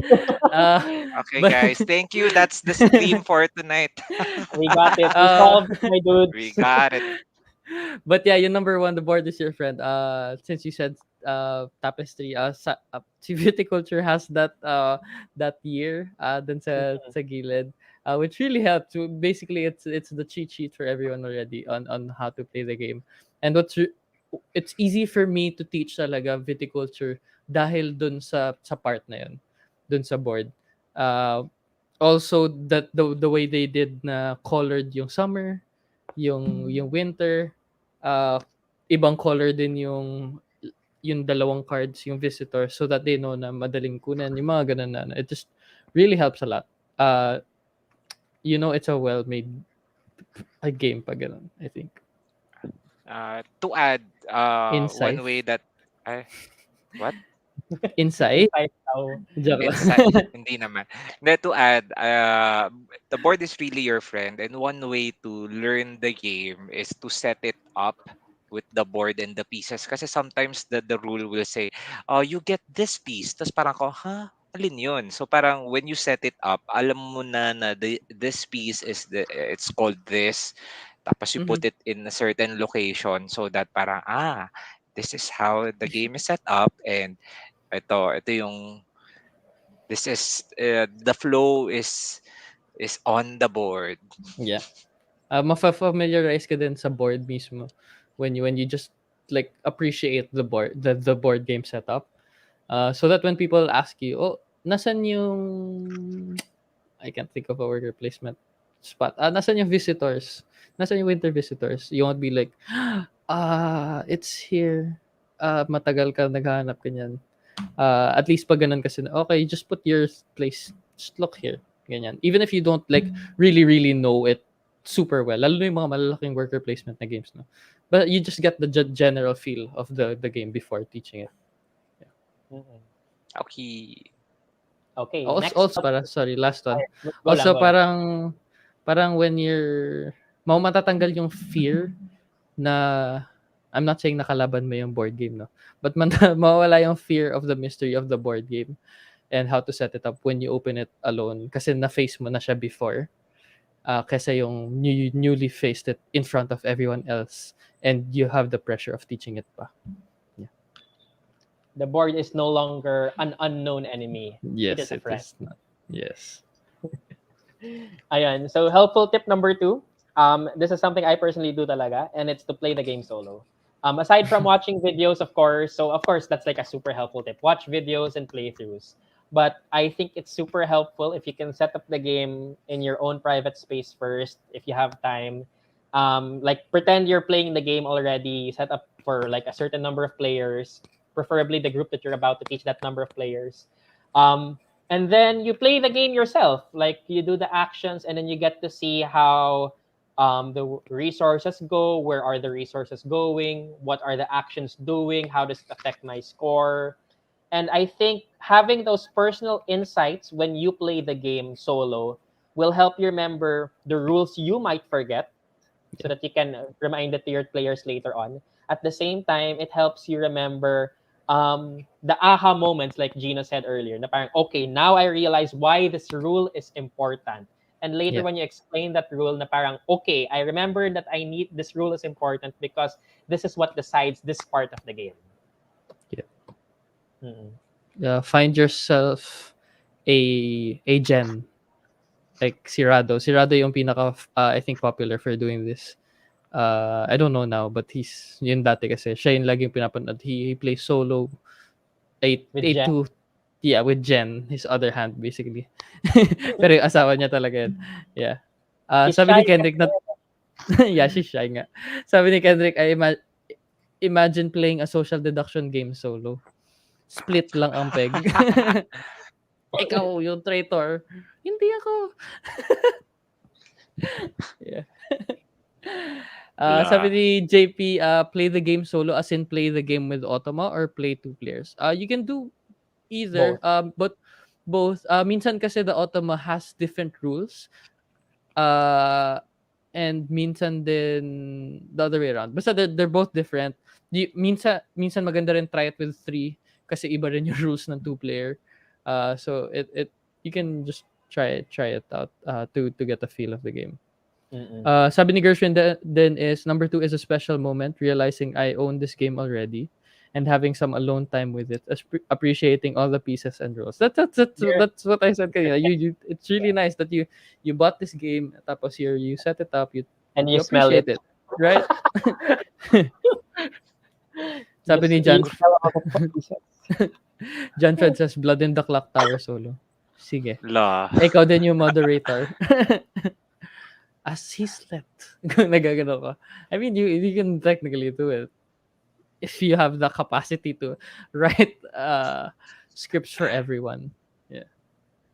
I think Uh, like I remember parang the other day, a new game that I just recently got that I wanted to learn was Search for Planet X. So I recently just got it. I ooh. opened it up, I smelled it, new board game smell. And then I Yeah. played solo. I played solo. And there's not much differences with the solo mode and the 2, 3, 4 player mode, no? And parang you get to really see na parang, oh, so that's why that rule is important. And that's why you need to search this kind of theory. Parang Yeah. ganon. Yeah. No. Okay. Uh, the third helpful tip, I think, is use an app or BGA to assist or prepare. And I cannot emphasize how helpful this is for certain games like Root. So a lot Mhm. of people have been asking, how do I best teach Root? For me, I have super difficulty then also teaching Root now. I mean, I can teach it. It just takes up so much time. People just Time. get bored already. At the same time, having to teach the different interactions of the different civilization factions rather, it's so tedious. I Yeah. think I can go back to Root again later when we talk about number 5. But also in number 3, no, Root has an app. Um, if you can, it's best to play the app because the app teaches you everything. It And does. Yeah. once you learn the app and learn the game through the app, then I think you are better in learning the game and playing the game in real life afterwards. So it's Mm. super helpful. Aside from that nga, no, na parang learning through BGA, like a lot of the games. So like games that I enjoyed on BGA, I have if I have them, or games that I'm trying to learn like on TTS, maybe I'll learn them first on BGA because it's automatically set up. They Yeah. have the game already tells you what are allowable moves and not allowable moves. Yep. When you hover your mouse over certain parts of the board, sometimes a pop-up comes up and explains it a little bit. And I think that's super helpful when you're going to teach it live as well, no? Na parang, okay, the reason this pops up in BGA is because this is something that you have to remember. This is something that people need to remember. And this is an action I can't do. This is an action I can do. And this is what the action does. Yeah. Ayun. Like kami, like we played Agricola, I think last week. We haven't played Agricola in like A long a time. long time. Years na siya for me. So playing it in BGA really helped us relearn the game.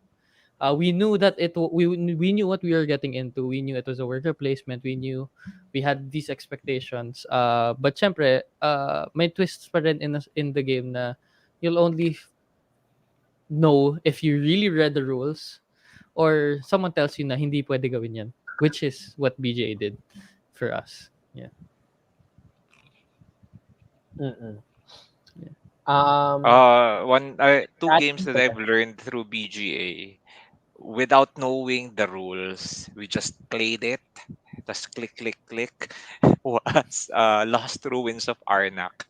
So Oh, parang doable siya kasi the game will tell you when you hover, may pop-up screen, and then it will disallow what they call that, illegal moves. So yeah, we played the game correctly because we played via the rules, and then it's like you learn to play, yeah. which was yung what was it, third third lip, third main, ay basta yung slide a while ago. Yeah. Ano yung third slide a while ago nga ba? Uh, yeah, yung life Three. cycle Ay, hindi, ng so it's two, four, learn as you play. Learn as you play. Okay, okay. Yeah. Ay okay. nako. Not listening. Joke lang. Sabi ni John Fred, but yeah, I agree. It's nice to play it beforehand, then make notes, and it will most likely answer the FAQ of the games, makes the game faster. Then sabi ni Gino, sakit sa ulo, search for Planet X. I did the teach for my group and they beat me by such a wide margin multiple times. Goes to show just because you do the teach, that doesn't mean you always win. Yeah.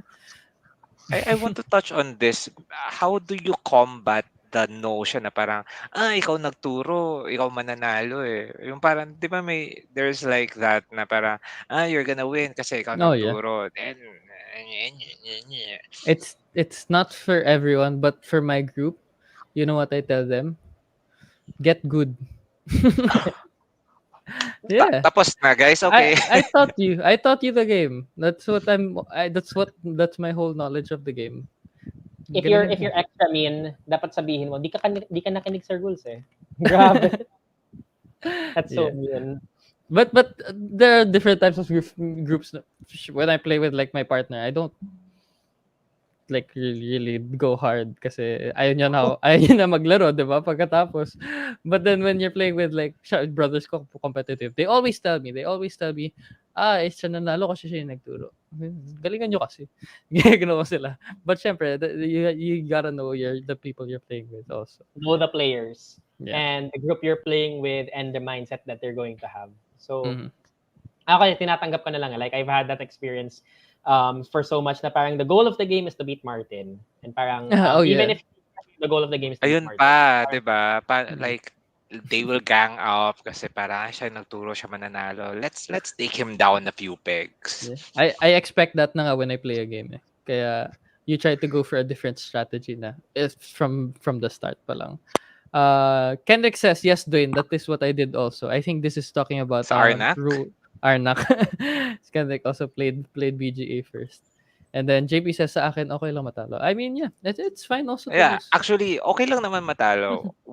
Sa akin, I really, really like it if parang when I teach a game, tas you see there's a moment in the game, may glimmer in the player's eyes, tas parang, gets na niya yung game. Tas parang ako, Yeah. so proud. Yeah, Nagets na when niya yung game at matatalo na ako kasi he's doing this, this, and this. yeah, yung feeling sa Ku na pagsasabihan ka straight in your eye na kontesa siya.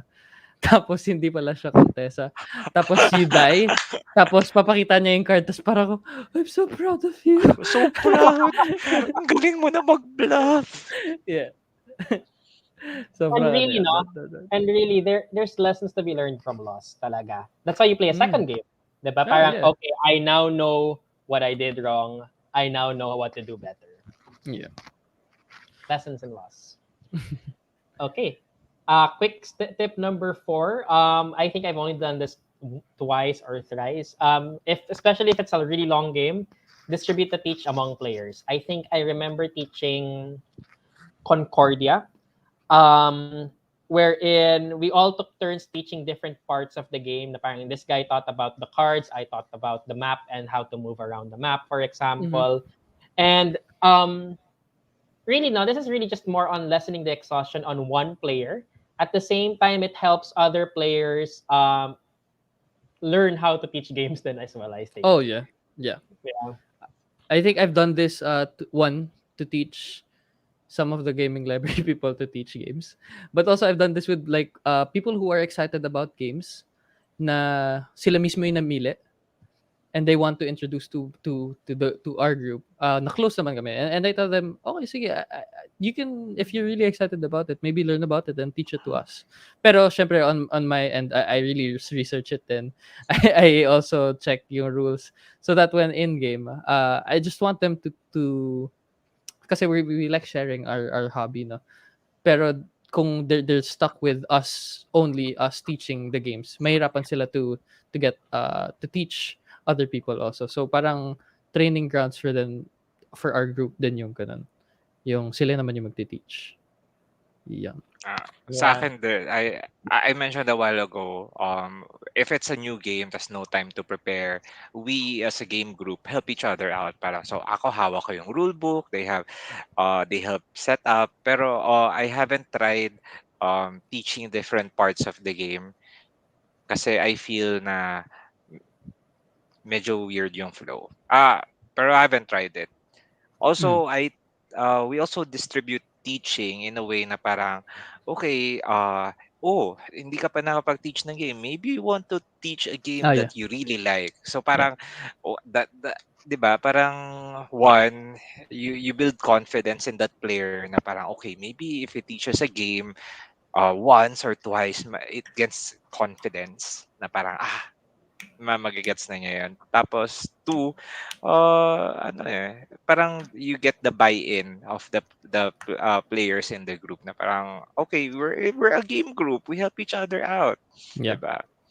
If you get someone na siya naman yung mag-teach, you already assure one person that is fully committed and interested in the game. Alam mo yan? So it's gonna be a lot easier for the whole group to learn the game done. Mm. Uh, yeah. I Sige, we think have a one couple. more thing. Sige, go Good. ahead. Sige. I think one more thing about distributing the teach, I just realized while you guys were talking about it was, I think it's so nice that when another player teaches a part of the game and then they have this a twinkle in their eye as they're explaining the game, the other players listening will also get to see why this player likes this game, and they'll be Mm-hmm. even more invested to learn the game and remember this rule.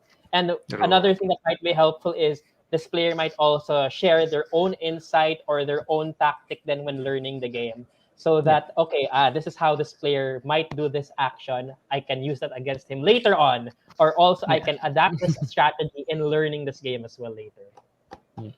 I Ayan, think so it's go ahead. I think it's just a whole new experience for everyone na cool hindi naman si Willow yung magti-teach ng game. Someone else Mm. is excited about board games. Alam mo yan.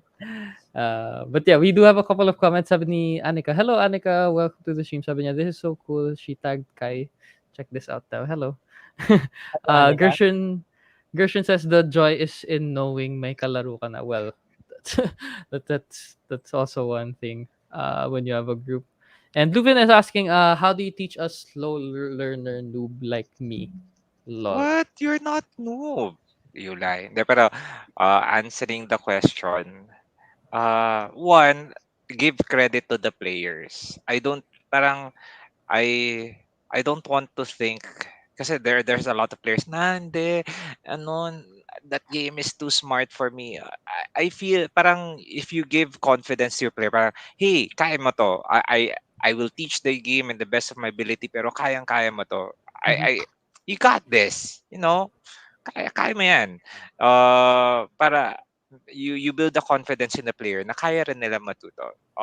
So um try to avoid na parang slow learner, yung parang hindi to para sa parang hindi pang ano ka pang party games ka lang. So we try to avoid those. We try to avoid boxing players into putting player boxing players putting players in boxes. Yan. Mm. So Mm. parang Yeah. tapos ano, just be patient. If they have questions during the game, answer them, be patient na parang even paulit-ulit na kasi again, we talked about yung twinkle in the eye when they finally get the game. That's super satisfying. Uh, so if you teach someone that's parang nagets na niya, so proud. Yeah. Yun yung parang everything is worth it. Mm-mm. For Did I me, then, answer your question? if I can add Do you have other? if I can add in kay Luvin, no, na parang for me, I'm okay to teach the game as much as I can if people still have questions. I actually really like it if people ask questions or they want to emphasize or remember certain things more. So again, I want to go back to the slide, of knowing your players. If your game group is impatient with you, na parang nababagalan sila sa'yo, I don't think you should be playing with them. I'm sorry. Pero if you have a game group that is willing to learn with you and learn the rules step by step, even if you don't play for like 30 minutes, but you just try to get all the rules down, then I think that's a great game group. Yeah. So I don't think there's such a thing as a slow learner. I think there's such a thing as a bad game group though. Yun lang. Yeah. Adding to that note, it's really gonna go down to if they're really willing to learn, they really want to play with you. But also, we can't. There are people who are slow learners. Talaga. There are people like that. It's just you being patient. While teaching, um, a good way, since if you wanna really teach a slow learner, not or ano, just give tips on how to play the game. Baka yung first game mo, you can really guide them on how to play the game. Also, in anything, teaching board games or teaching other things or whatever, be careful with your words. Yun yung pinaka ano na don't say na hindi mo gets. Yung mga ganun na notions na bakit hindi mo gets? Kaka-explain ko lang. If Oh you really yeah. want to teach a game, or you want to teach something, or you want to get someone into the hobby that you want, or you're sharing your thing, those things are uh not not really helping your cause. Yeah. Yeah. That's Okay. for anything. Okay, next. So last six, I'm so sorry. Ang tagal na pala natin. We can Is it combine okay? some. Sige, sige. Good. So definitely number 5 and 6, I think we can combine them. Use the player aids or use the recommended setup or learning game. So like True. on number 5, whenever I teach Dead of Winter, I never put a traitor in. Like if I'm teaching a new group, even if they want a traitor, I'm sorry. If to the groups I've taught Dead of Winter to, whenever I teach Dead of Winter, even if they want a possible traitor in, I don't add the traitor. I just lie to them and say, Yeah. there's a chance that you don't get a traitor. I just tell them that. And then they Yeah. don't get a traitor. At least Yeah. it helps them increase the tension, but also Yeah. it helps them focus on more important things rather than have to worry that later on there's going to be a traitor on later on. Yeah. Yeah. I think it's also very helpful to have player aids nga. As Gino said earlier in the chat, print out the player aids from BGG because that can help you teach the game step by step. You have a flow on how you want to teach the outline of the game. I personally make a script, as Ivan also mentioned earlier, no, na parang in my downtime when I open up a new game, I write down some notes and then think, okay, I want to emphasize this rule. This is the rule I want to teach, so that it helps me remember those rules later on as well. And later on, Yeah. I have a guide then for the players then as well. Yeah. Yeah, totally agree. Yeah, we Hindi, sige, sige, I think we went through parang, this na kasi kanina din yung player aids Yeah. and FAQs. Yeah. on number 5, if a game has expansions and it's a learning game, don't include the expansions first. Yes. Oh yeah. Plus, there's an additional reason to play the game again. Kasi Yeah. parang, you try the base game first and then you try with the expansion. Parang Mhm. it's a whole new experience. A good point on that way, no, and this is something I'll bring up for Willow then, is viticulture. I know so many people love the Tuscany game version. Na Yeah. parang people say na viticulture is Must. incomplete without Tuscany. And it's a totally Parang different itapon game, na no? yung old one. Yeah. The board is so different compared to the one with the Tuscany expansion. But really, playing it without expansion, as Dwayne said, can help you focus on the different actions of the game, like placing workers, creating wine, getting visitors, so that later you can easily adapt and transition those concepts to the Tuscany expansion. Oh yeah. Yeah. Yeah. That's perfect. What you guys said. Do you teach viticulture on its own Base when you game. have base game lang? No Tuscany. Base game. No Tuscany. Yeah. I I also know- played I also play base game Viticulture solo minsan. It's not the worst. It's really good, you know. But lalo na when I'm teaching, lalo na in store. I can't teach Tuscany in store dati nung nandun ako. So when I sell it to them, usually kasi they're gonna say, oh, it's a heavy game. And I tell them, I'll teach it to you in 10 minutes. Tapos they're gonna tell me, okay. Syempre, base game lang tuturo ko. Papahirap ako pa sarili ko with Tuscany. And then they won't get kasi Tuscany why it's on that season if they don't know the base game. It's so hard to teach the process kung may ganun pa. Yeah, it's parang you're just making it a bit harder for you. Yeah. Mm. But yeah. I like Okay. these next ones, 7 and 8.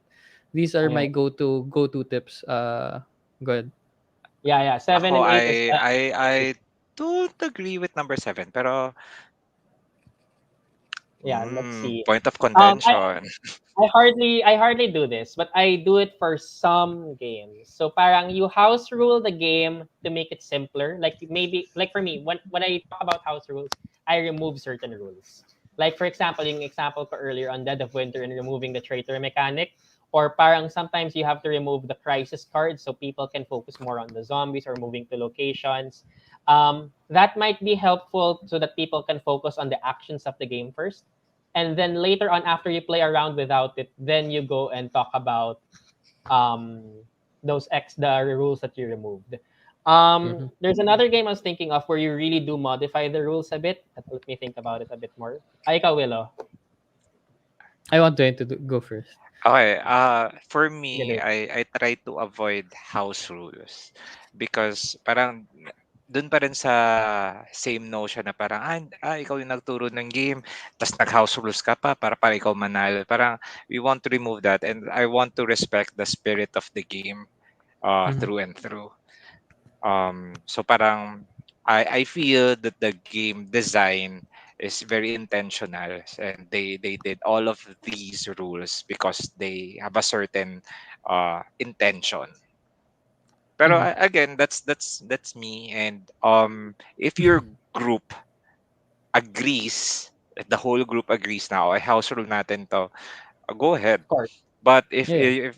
one person in your group does not like house rules, so ah don't ano na parang hindi kailangan natin ito house rules, don't push it. Yeah. There should be a consensus. Mhm. Correct. Yun lang Yeah. naman. Know your player. Yeah, Yes, yeah. Willow. But yun talaga, you know your players. I mean, uh, I do teach the game by the book, but then there are times na they really don't get a certain rule, or they will, you know that they're gonna make a mistake, or they make the mistake in the middle of the game. And of course, you're gonna have that point na you're gonna say, hindi, okay lang yan. Let's just do it this way. Let's try to finish this game. Let's do it this way. If you enjoy it more this way, then let's play it this way. As long as the whole group agrees. For me, kasi I teach a lot of non-gamers and kids. So of course, for like house rules are a must, lalo na for kids, no. Na they don't get pa why they have to do certain things. But since you want to really teach them a game that they think they'll enjoy, na nagustuhan na nila lahat, tapos in the middle of teaching pala, they really don't get a certain thing, sige, igaganito na lang natin. Let's just do this. But that's just me. Kasi kids yung mga kalaro ko din. And people who don't really play games at all. So, yeah. Yeah. I remember not the game that I was talking about. When Willow was talking about it, then it was also with kids. No, I was teaching Azul, and what I want to Mm, emphasize with the kids talaga was putting the patterns together and forming rows and columns. What I removed from the game was the yung penalty score. negative points. Mm, yeah. Yun yung tinanggal ko. And then Yeah. after they played one game, that's when I taught them, okay, now you have to be more careful about the excess that you have because that will yield negative points. Yeah. Yeah. I think I've done that with kids then, like ilang taon na siya? I think 6 or 7 year old playing King of Tokyo. Just because of the rolling 3 times. I know he knows how to count, but then may mga things kasi that you can relate board games in real life na. Okay, but if you tell mommy that you tell her you love her, then you get an extra roll. Yung mga ganun na ano na that when I Ah. play with kids, it just gets them more excited. Tapos parang pag may but it's just fun, more fun kasi pag sinabi ako sa no, you can't do this, they eventually there's a part na hindi na sila mag-enjoy dun sa game. Yeah. Mm-mm. But I can also jump to yung relate to the other games. There are Sure. other games na they know, lalo na yung mga friends ko na they're video gamers but they're not board gamers, na you can relate it to that rule but you can't directly relate it. So sometimes medyo tinitwist mo lang yung ano, yung way na yan. But eventually once they get it, we do tend to fix it. But just to really teach them the game. Pwede nga yan, but next time we're gonna do this in this way naman. Yeah. I love relating it to games. Everything when I teach games talaga, I relate it to the process, like yung sa Viticulture of the real thing. I relate a lot of games to like basketball. I relate to Fortnite, to Valorant, all of these games that we play with my friends. No? It's just a lot easier for them to really get engaged in a slower type of game. Yeah. Mm-mm. I think number 8, so there's this term, this educational term called a heuristic, na parang it's already something that's ingrained in your mind, you already know it, and you're just going to make use of that heuristic in your mind to remember this rule that's just presented in a different way for Mm. the game itself. So that's why it's so helpful to relate to other games. Like for example, when you teach, let's say, Dragon Castle, automatic the game that should come to mind is Mahjong. Na parang, okay, you know how to play Mahjong? It's kind of like that. Yeah. The Azul series, it's so easy to teach the Azul series because once you know how to play one, you just have to You add know an how. extra few rules Yeah. for 2 and 3. Yeah. So parang this idea na okay, the same mechanics or similar mechanics spans across different games, super helpful to teach the game na din. Yeah. Okay. I guess number 9 and 10. Wait, I have a funny story for 8 relate to other Sige. games. You might not know that the games are related, uh, but you can relate games na ano. I have a funny story. I thought two of my friends never played the board game except like Monopoly and Clue. They went to my place. I taught them Splendor. They really had fun with Splendor. And the next game, I think I said this na before, is Scythe na. Just because of uh uh combinations or just getting the discount. I don't know how I thought it that way, but nakuha nila agad yung concept ng Scythe, and it's more relatable to them. Ah. I did it because of Splendor, the resources and the you get discounts and whatever. And then Age of Empires. So two games na isang board game, isang video game, and then sobrang nagets agad nila. I was really shocked. But yeah, yun nga, you don't underestimate them. Tapos if you really do a good job in these tips and yung mga knowing your players, it's not gonna be hard for you to teach games.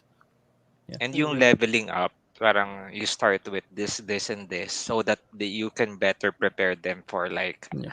a heavier game. Kasi you gave them the tools.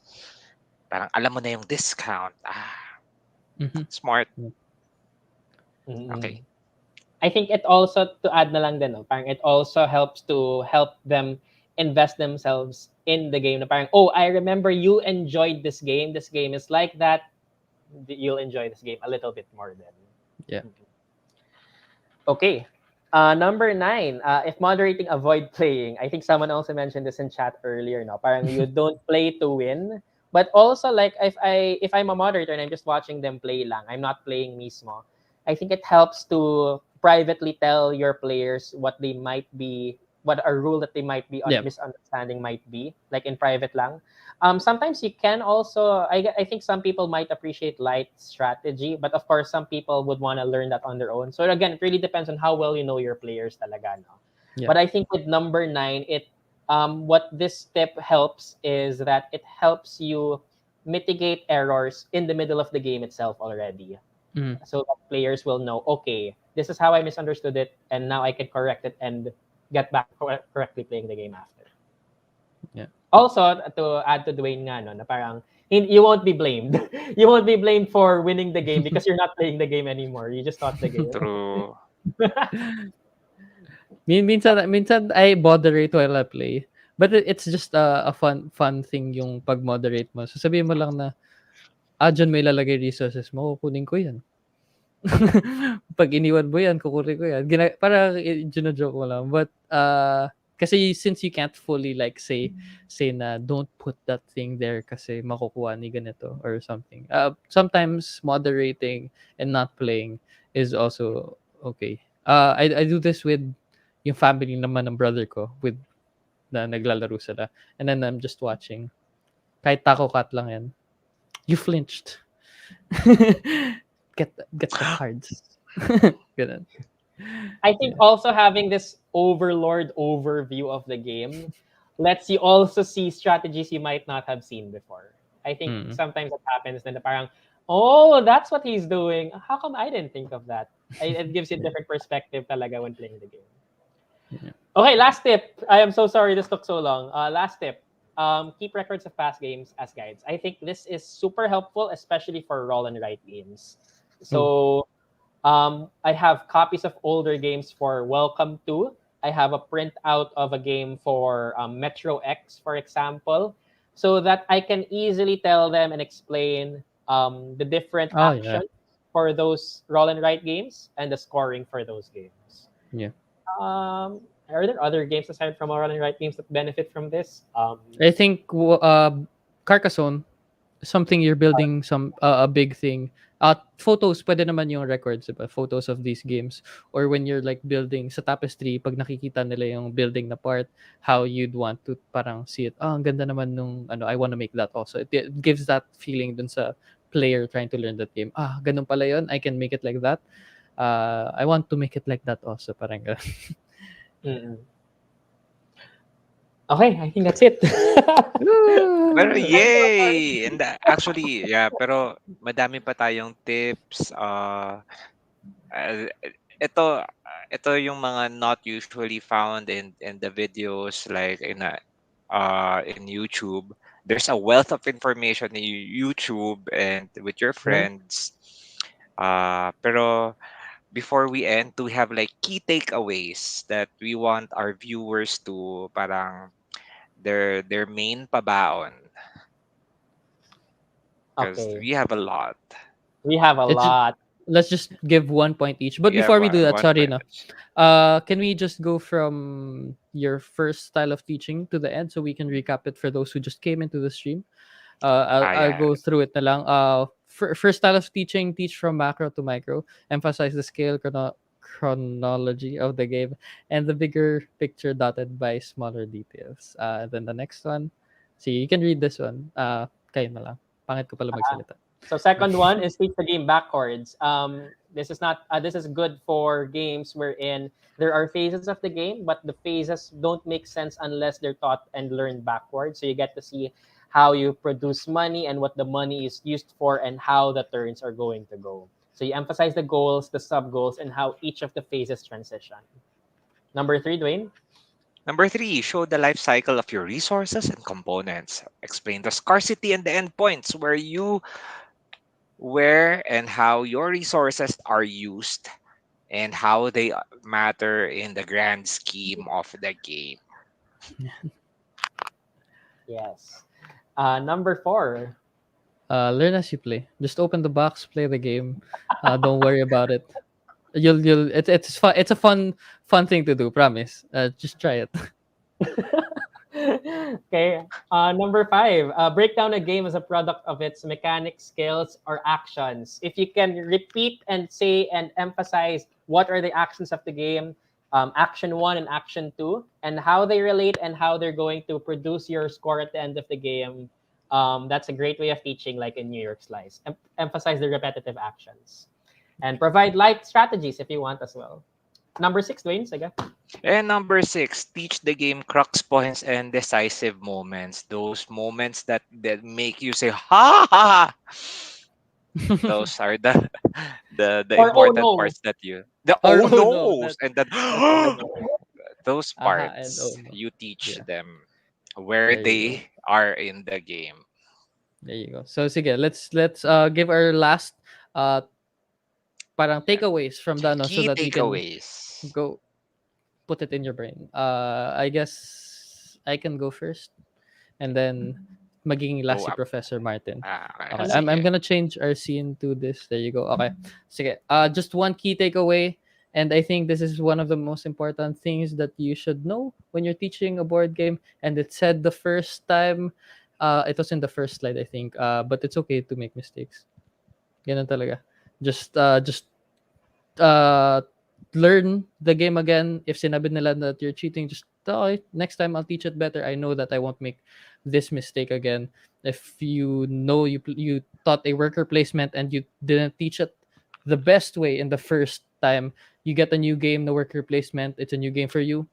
You know how to teach it now. The next time, magdala ka ng worker placement. But it's okay to not be perfect in teaching all the games.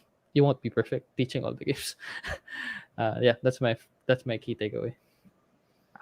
For me, I really like uh, where you delegate or you distribute teaching in a group.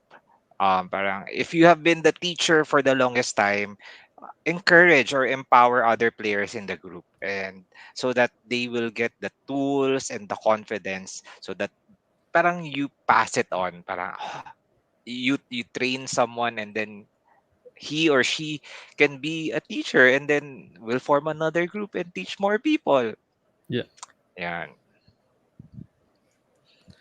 And Magdadala And last one, ikaw na, Professor ready ka Martin. na? Yes, sige. I have a key takeaway from making the presentation and preparing for this talk, no. And it's 2 points. The first is I remember talaga why I like being a teacher. I'm a Yeah. learner by teaching, so I really like teaching stuff, like teaching games and teaching math. Of course, those two are different beasts altogether. But I'm reminded of how, that's why I emphasize in the first slide is know your players. I'm reminded of how you have to be equitable rather than equal to your players. You have to try and understand how each player learns and how they might understand the game better. And similarly, just for like math, then when you're teaching math, it Yep. really pays to know how your learners understand these concepts better, so you can be a more effective teacher Yeah. for these concepts. Yeah, but Yes. I said I had two key takeaways, but I suddenly forgot the second one. Okay. Ayun lang Ako naman. Is may additional takeaway ako. Appreciate the teacher. So we there you really go. appreciate you, Martin, for Thank giving this you. very uh informative and nuanced presentation about Very, lots of very nice. tips, Yeah. and teaching board games. I hope for our viewers at home that you've learned a lot. If you have other questions, just drop in the comments, and we'll be happy to share more tips and tricks. If you're having problems with your group or with the teach of a certain game, we'll be happy to help you out. Yeah. Yeah. Okay. Before Wow, we that's our we show. we we go to announcements, guys, everyone, let's spam the chat. Say thank you, Professor Martin. Yay! Thank Woo! you for Woo, woo, teaching us woo. and sharing your knowledge with us. I hope we get to learn from you more soon. Yeah. Thank So a you, few everyone. announcements before we end the stream. Number one, on Friday we're gonna have a special stream. Ooh. For but ko skinip yung Wednesday. On Ba't Wednesday mo muna. na-skip yung Wednesday? Monday pa lang pala. So, on Wednesday, we're gonna have our player pass. Woo! Yay! Gen Con games or Gen Con releases or kahit anong release naman. The poll is already in G Live Game Night. So if you think there's a game worthy of checking out, just para ma-check out natin together. I don't know if we're doing a great job, but at least together tayo. Punta lang kayo doon.